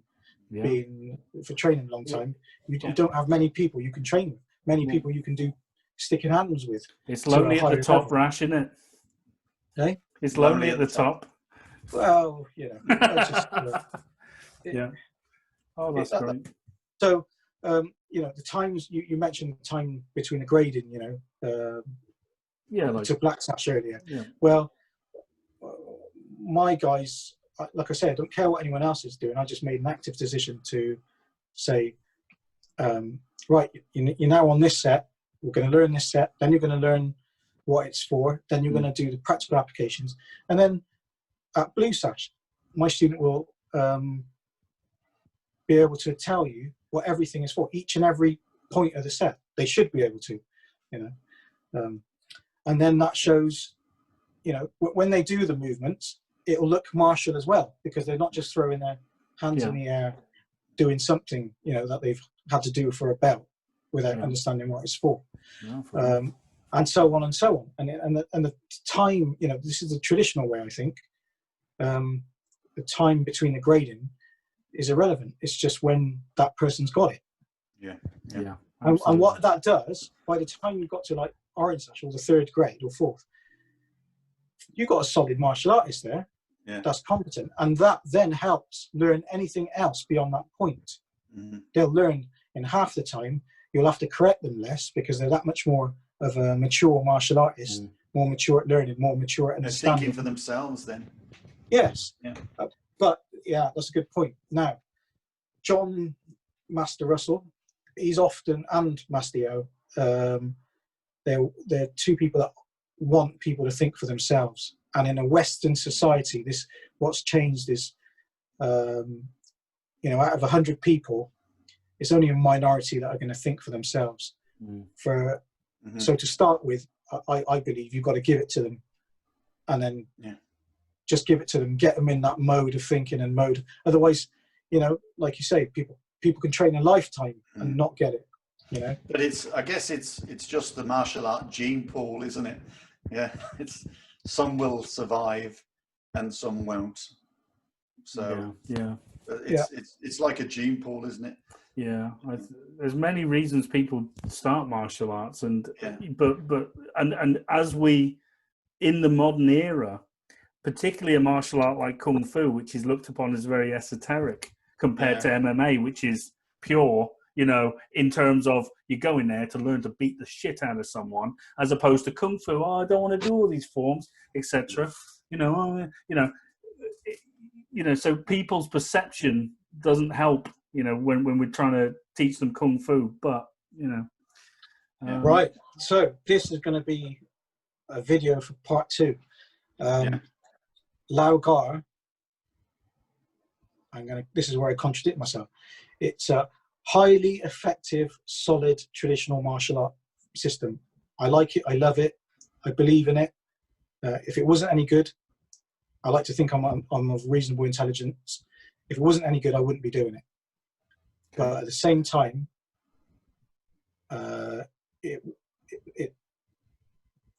it works and it doesn't work in a real fight.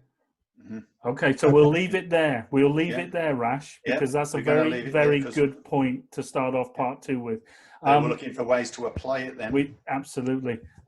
We'd like to thank you for joining us. Can I give you a taster before we go? Go for it. Right, so number 1 hand block, for example, most people know how it works in a compliant situation where you get an opponent to punch at you in a certain line and you redirect a punch. I would say 9 out of 10 fights, real fights, street fights, you never get a number 1 hand block off. You won't get any blocks off. That's my opinion. So therefore, it doesn't work. Well, that's how we're going to create that argument. This is a binary. Okay, you've made a binary statement there, Rash. A binary statement. You've said it doesn't work. Now, you know, if you've been listening, people, viewers, you know we love an argument on the Kung Fu podcast, and that is what we're going to give you on part 2. We'd like to thank Rash for joining us, and we can't wait to do this again. I know you've got to go, Steve, so we'll see you then. Thanks, guys. Thanks, Rash. Brilliant. Did you enjoy that? That was great. Yeah. Great. I hope everybody enjoyed our special super duper guest. Well, part 1. It was part 1, you know, because we got part 2 coming up soon. I know. He can talk a glass eye to sleep, can't he?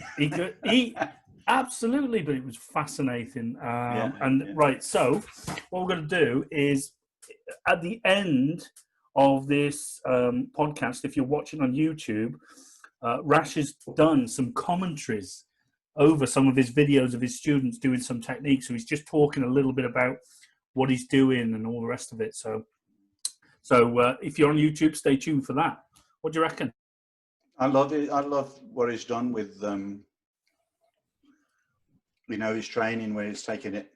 He's taking it to, a different level where a lot of us, and I think a lot of people in Laos should be aware of this, that we're not taking them to the ground. Yes, we do self-defense situations and training where some people will take people to the ground, but it's not like a big emphasis. And although it's not the be-all and end-all of Lao, I totally agree with that. He's got a lot of fascinating ways of using it, and I think that's to make it a much sort of exciting part of the training. To add that more, not because it's necessary, because we did discuss the fact that grappling is a bit, he agrees with me, I agree with him that we are not, you get into a grappling situation in a street, it's not great. I mean, he does suggest that the fact that, if a grappler does get hold of you, well, it's all about your training and his training. So, at the end of the day, low kicks, that sort of thing.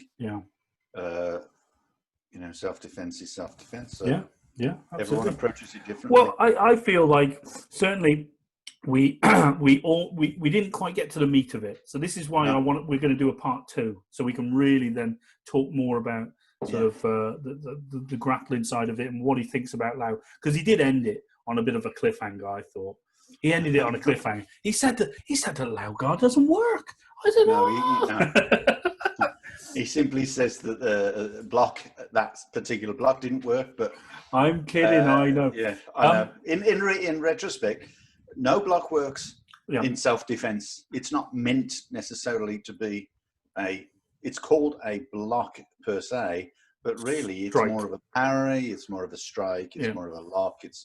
Use it for something that works, and if you can't make it work, then it's not done. It's not done that way. Absolutely. Sorry, I was going to say, James, without going on. Yeah. I know where he's coming from, because obviously he wants to teach it in a specific order. So there is teaching beginners just block, right? Just block, and that's what he calls his primary objective for that. Yeah. And then throws everything else into it. Yeah. Oh well, we're going to ask him more about the way he teaches, I think. Yeah. And if you guys, if you stick around right to the end of this, there's a bit of an extra little chat that Rash and me had, and we got a bit geeky about some things. Steve was out the room, we got a bit geeky. So for all you geeks, we were talking about the Backgingung form and Rash's approach to teaching a bit more. Because I said that, you wouldn't know what the 8 wonders of the universe were. Me? Yeah. I'm interested. I said he probably doesn't, but he doesn't care about it. No. So stick around for that, all you kung fu geeks, and that's us, guys. We've had to change our music, by the way, Steve. Did you know that? I did the old the new ending titles. Anyway, YouTube, they copyright struck us, because we used a melody off a. I picked it from a Jackie Chan film I like, Wheels on Meals. But we've got to go back to the old closing credit theme. I like the old credits. That's great. I like them too. So we'll put them back in, and hopefully YouTube doesn't copyright strike us. Anyway, guys, I think we should have a geek section now. We should have a geek section for people who like the Chinese and that. But don't include me. Don't include you. I'll go what? I think this is probably the reason why it was just Rash and me. I have to say, I went, what?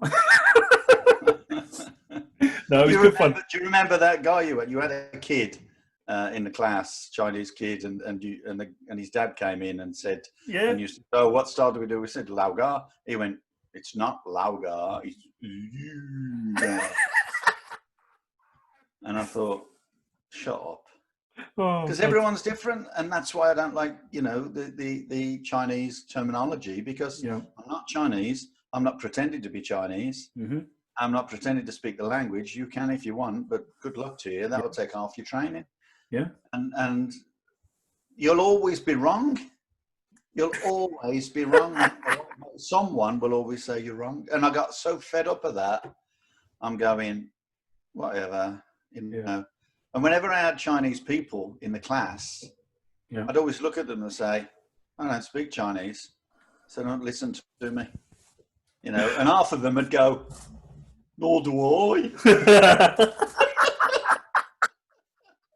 Oh, fantastic. Brilliant. Right then, so we'll see you next time on another episode of the Kung Fu Podcast, people. And once again, we'd like to thank our guest. And remember, stay tuned for part 2 coming up. And it's goodbye from me, James Still. And it's goodbye from you. Who are you? Steve. And I did forget to mention, and I will mention it next time, that we did have some questions. But we'll do the questions next time. That's right, yeah. I'm just going to send them a video. So no problem. Some questions on the sword and some questions on number 8. Right. Excellent. Yeah, eagerly wait. Okay, guys, take care of yourselves. We'll see you soon. Bye-bye. Right, bye.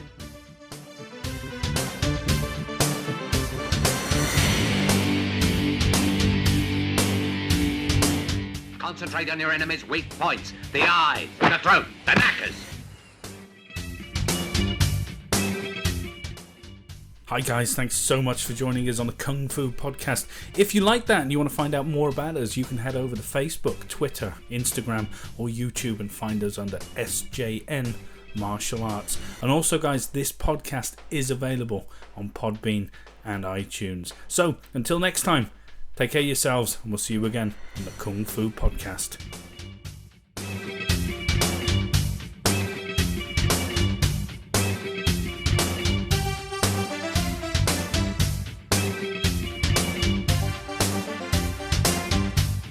Karate punch is like an iron bar, whack. A Kung Fu punch is like an iron chain with an iron ball attached to the end and it goes whang.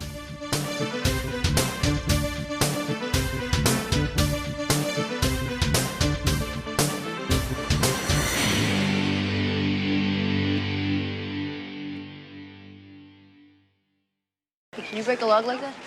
Don't know. Never been attacked by tree. So this first clip, 2 students just working some light striking, and the one is level changing, closing the distance and taking the other one down, and I get back up and repeat, basically.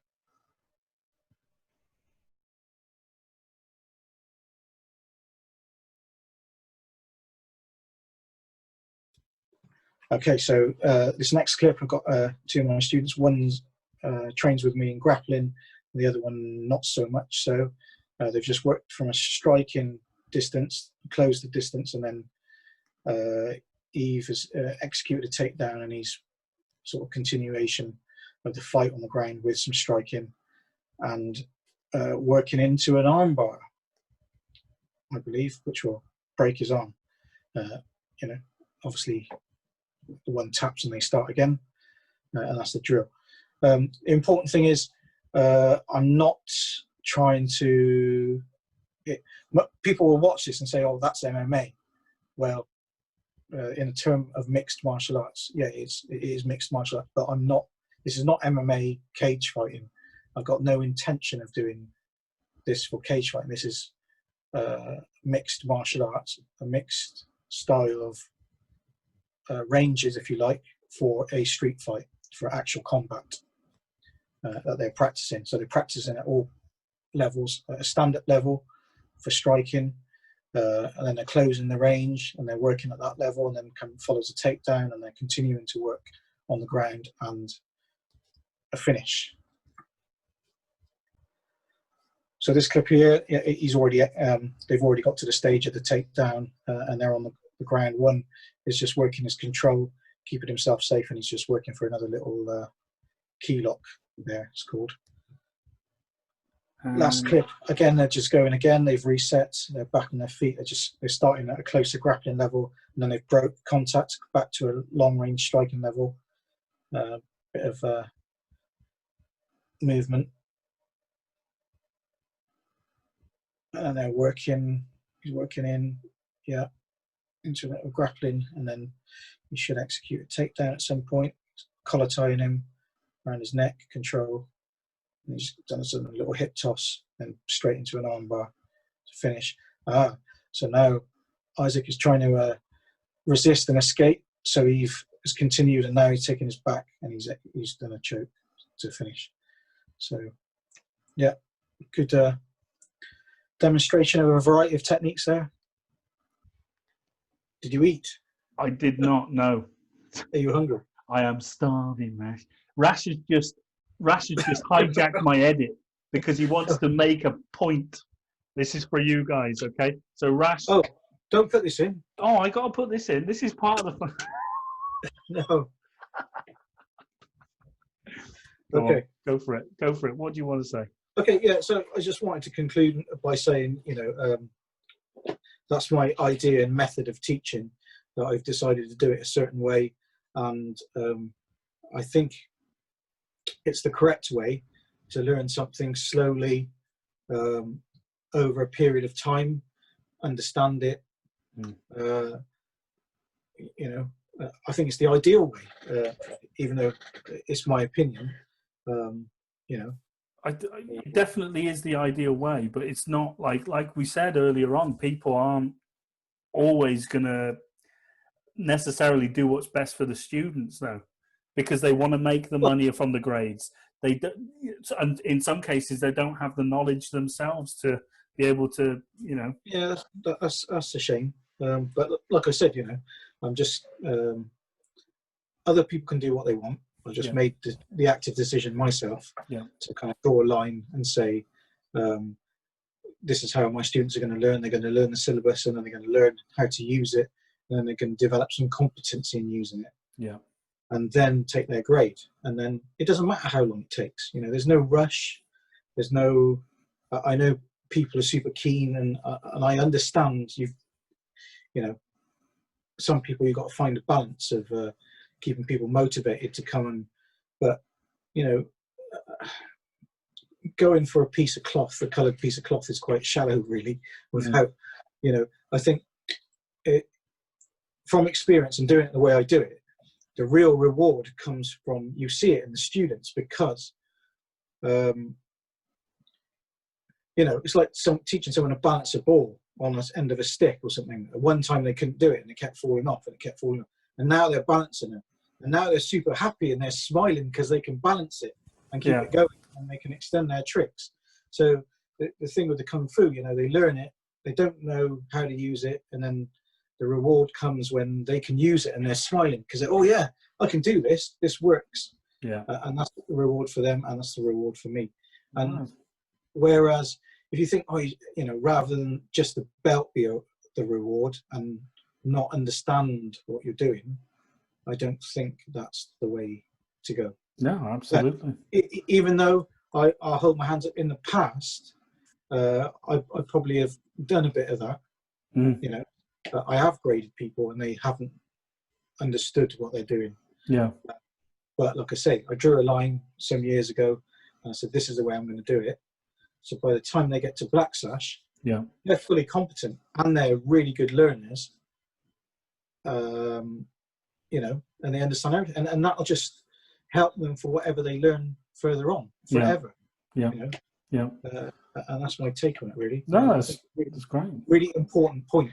Yeah. No, it's absolutely. I mean, you know, do you want to be a black belt who can't use what they know, or do you want to be a black belt that understands everything, can use it to an extent? You know, you might not be great at it, but you know, they don't. There's nothing that they. I mean, I would feel a fool if I'd been training however many years, and you know, walking around with my, you know, grade, and I'm saying, oh yeah, what's that for? And I go, I don't know. I had to do it for my purple belt, or do it for my, you know, yellow sash. I don't know what it's for. I would be embarrassed, you know. Yeah. Do you see like in terms of the sashes then? Yeah. In some way is that like do you think it detracts from the learning having an actual grade system, or do you think it enhances the learning by giving people sort of goals to attain, you know, in the short term, whereas we know that, you know, really once you get to black sash, black belt, whatever, then that's really when your journey begins, so to speak. Do you think that it's good that we've got grades, or do you think that it, you know, within the style that we do, Lao Gar, really, if we're looking at the pure essence of it, that the grades should never have been? It's all about experience and your knowledge of how to apply it. Yeah, you know, grades are okay as a marker in modern times. People put it on us. I think when Mastiao first started teaching, there wasn't grade. There definitely wasn't grades. Oh, or he started, you know, and it was something that was put upon him because people kept asking him, oh, you know, can we have a grade? Can we do this? Karate people are doing this. Yeah. So, you know, yeah, he had to formulate a syllabus, and but it, you know, it was very much put on him. But you know, Western society is asked for it, so you know, he's obliged. Yeah. Yeah. But you know, his core principles and values will still be about the art and understanding it and being able to do it how it's supposed to be done. Yeah. Then, all right, with that sort of in mind, why carry on going up the grades as you like you second degree, third degree, fourth degree? I mean, yourself, you're a sixth degree. At what point during those grades did you sort of feel that, you know, my learning is getting, you know, even more, you know, I'm in depth, so to speak, or do you just kind of put it down to it's more time, more experience? You know, what's the point in the degree grades then, if we're talking about grades? Again, they're just markers. You know, there's no real. I mean, the most significant set in your degree grades is Back Yin Gong. Right. You you know, once you learn that and you understand that, and really, there's no reason why you shouldn't learn it earlier. Yeah. Because it's set at 4th degree, I think. And then I think if you, I guess it's assumed about martial maturity and thinking, how mature you are, or as a thinker, or how you understand something. Yeah. To be able to take on Back-in Gung. But once you learn Back-in Gung and you understand the games, then that set washes through all of your other Lao Gar. Anything you've done previously, it kind of washes through. So it should wash through. So from what I understand of Back-in Gung, it's they kind of market it as, I say market it, but it's sort of a training set, or a training. Is that the right word? It's a training set. What are, in terms of Back-in Gung, what are the 8 wonders of the universe? Because old man Newbie doesn't know that, and I was hoping you might know. Well, if you ask Master Yao, he'd tell you to go and find out. So maybe... Oh, I see. It's like that, is it? Well, I went to Birmingham and I saw the diagram up on the wall, which was just written in Chinese, and I said, Master Yao, what's that? What does it mean? What, you know, can you explain it? And you mean the yin yang with all the characters around? Yeah. The diagram. Yeah. And he said, well, it's up to you to go and find out. And I'm like, well, I don't speak. Well, I do speak a bit of Chinese, but not like read Chinese to that level. Yeah. So my idea was to take a picture of it and then take it into my local Chinese takeaway and get a interpretation. You can joke, but that's exactly what I did. I used to teach a student called Richard Wong. I think he's like a 2nd degree or something, down Bromyard Way. He owns a Chinese chip shop. And when I went in there to take him this bit of this paper, you know, the thing, to translate it for me, his entire family lined up and they all bowed at me. He said, "This is my student." I was like, "Oh yeah." Anyway, so he translated it for me, so I've got it all, you know. So I was quite chuffed with that. Tok and toe and chun and and dan and this and that and the other. Yeah. It's great. So yeah, that, you know, they're the principles. You have the 8 powers, main powers, and then you've got the 19 keywords, right? And they all, you know, relate to different energy and and then you kind of go back through your sets and you've got identify what is top to lift, hewn to circle, you know, stamp, press. It's a good, I tell you what, it's a good job old man Newbie isn't here. He'd be going, what? Oh, right. It sounds all mysterious again. It does. No, it does sound all mysterious, only because I'm talking about something that you might not know about. But it's not, honestly. And that's what some other people do in their delivery of seminars. They talk about stuff that you don't know. So it's amazing. But really, it's quite... it's simple. Is it down to interpretation of whether or not, like you say, oh, you might not know, but surely, like, if it's, we can interpret the style I interpret it in quite simplistic ways, right? So I don't feel like, for a lot of the time, I don't feel like to understand what Tok is and Hyun and all that. I get rotations, I get that. Not as well as you, not as well as Steve, but you know, do you think that a lot of people probably understand it, but they don't know they do until it's, you know, sort of presented? People are doing it already. Yeah, right. That's what I mean. Yeah. All you're doing is just identifying it, and giving it a name. Right. So people do it already. So how important is the name, though? How important is the name? If people are already doing it, are we that bothered? Yes and no, because it's taken your learning to another level. I shouldn't say just higher level, because level-wise, you might do a perfect Hyun or a perfect Tok, so you might not, you know, level-wise it might be fine, but just you take it to another level of understanding. Right. And especially from a teacher's point of view, you're identifying your movement. Okay. And calling it something rather than just doing it. in English, we do it. We do it if we had to. This is lifting. Yeah. Right. But you've just learnt a Chinese name, Tok, to lift. Okay. Yeah. And that's all it is. But then once you identify through your set and the 8 or the 19 key, you'll then realize you'll identify all the components of your set related to those descriptions and those tags, and then you'll realize you're not doing anything much outside of those right. Okay. 8 or 19 keywords. Does that make sense? Yeah, it does make sense. You're unknowingly you're basically, it's like we always talk about the basics, and no matter what you do, you're always going to revert to certain basics.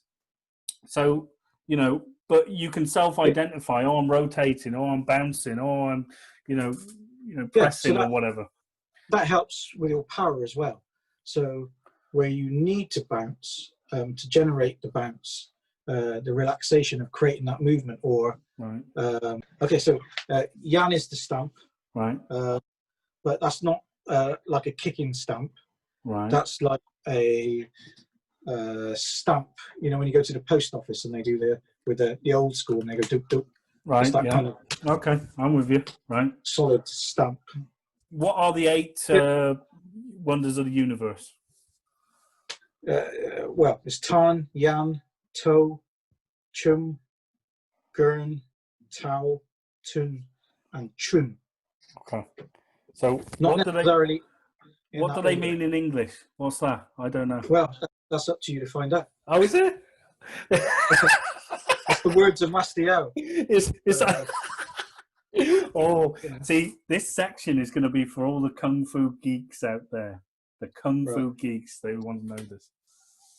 It's nothing mystical. It's just you've got to just go and find out what it is and apply it, and it'll just help you improve your Kung Fu. It'll change your Kung Fu.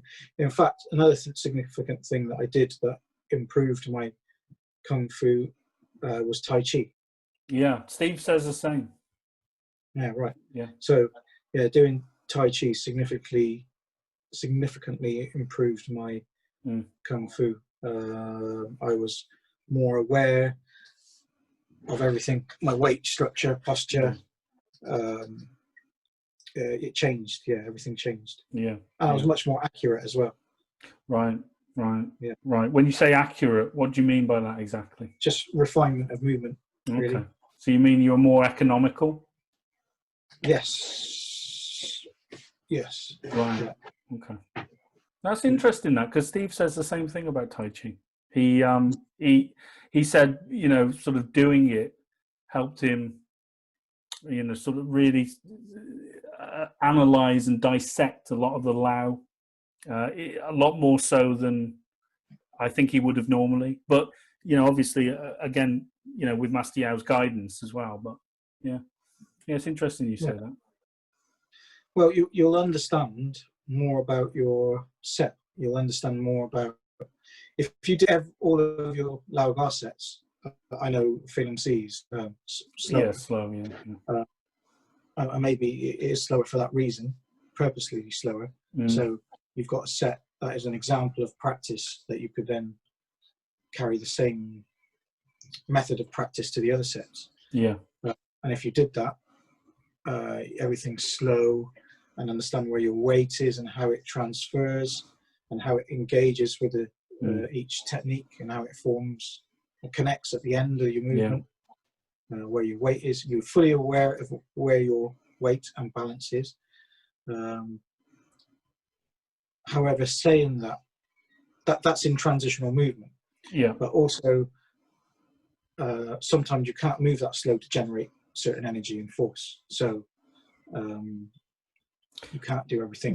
When you say you can't move that slow and generate certain energy and force, aren't you replicating if you look at Tai Chi, when you create the power, even though it's slow, you are aligning your body, etc.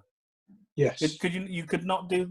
Obviously, you can do the same thing in Lao, right? So yeah, you can do it slowly, but there's certain well, they do it in Tai Chi as well. You got, you know, certain looseness and relaxation. Yeah. But you know, I'm saying you can't falsify the whip.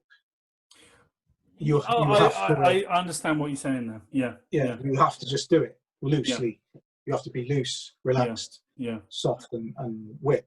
Yeah. You know, you can't do it slow. Whip. Yeah. You can't do it. Yeah. Well, you can, but it's not. It's not gonna. It's not. Yeah. For the energy.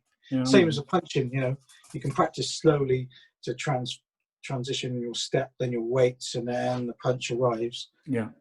But really, you know, you should be soft, relaxed, and then bang, hit. It's like we always kind of, I don't know what your thoughts are on this. We always make the point of saying really the internal and external arts are non-existent because they're entwined with each other. You can't have one without the other. You can't say that it's purely external or purely internal. You really have to understand that in all Chinese martial arts, Chinese arts, it's there's no such thing. It just is. And I think there's a lot of focus people put on Chinese martial arts, and they like to classify them. They like to say, oh, it's external, it's internal, it's northern, it's southern, it's, you know, this, that, the other. But I think, you know, certainly what we talked about earlier on and looking at the basics, and how often do you see basics like repeated in across the board in Kung Fu styles? Like whether it's, you know, Tan Sao in Wing Chun or what we do or Choi Lei Foot, whatever, it's going to pretty much look the same technique.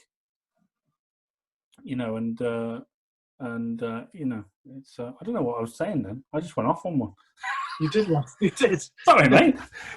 Sorry. I was just we could like what's the point I was making? That, you know, essentially all Chinese martial arts are really the same. It's just strategies and tactics that you change. I mean, some specialize or promote a certain way. Like some things have an internal route.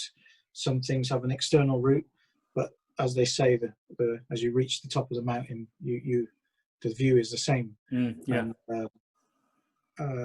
eventually, you'll get both anyway. Yeah. You know, no, I firmly believe that. Providing you get up there, but I think not enough people think about or focus on the internal training. But I'm of the view, worry about it later, because I think from a real fight point of view, if you came from an internal angle and you followed an internal way of training, it would take you a lot longer to be any good at it. A lot longer. Yeah, agreed. Yeah, 100%. Yeah, it's just the way it is, common sense. And you come from an external, fight straight away, boom. Yeah. So I would always, you know, martial art is for the fight. Well, it should be about the fight, and that's the way I think of it. But I understand it's not that way for everyone. Yeah, and that's what we were talking about earlier. I'm not saying I'm better or rubbishing anyone else's way of practicing or understanding. If they want to do it just as a practice in movement, and that's fine. You know, if it makes them happy and they're happy doing that, and they're gaining something from it, some enjoyment and pleasure. But I just think I'd like to do it the way it was designed for and what it was designed for. And that's me. I think certainly with someone of your experience and your position now, it's your duty to do it like that. You have to try and preserve the style as best you can, but in order to really do that, you've got to understand the purpose of it. It is a fighting style, nothing more. Everything else can stem from that.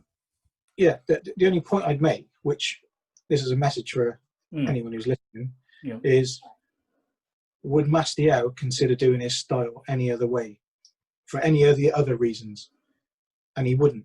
He would only consider doing it in an applicable fighting way. He wouldn't do it for health. He wouldn't do it for wushu, for display. You know, he would do his kung fu how it's meant to be done, how it was designed to be done. No more, no less. There's no adaptations or equations of, you know, he's doing it to look good. He's doing it because it is a martial art. And that's the message, really. That's the important tip, if you like. Do it the way the master wants it done, the way the master intended it for it to be done, and the way he wants it. You know, that's what he would like to see, I think. Yeah. Oh well, I love the message. Thank you so much, Rash. And if you've stayed, you know, if you've hung on for this little extra, you know, thank you. We appreciate it, guys. And you'll join us again for part 2 soon. Take care of yourselves. Bye-bye.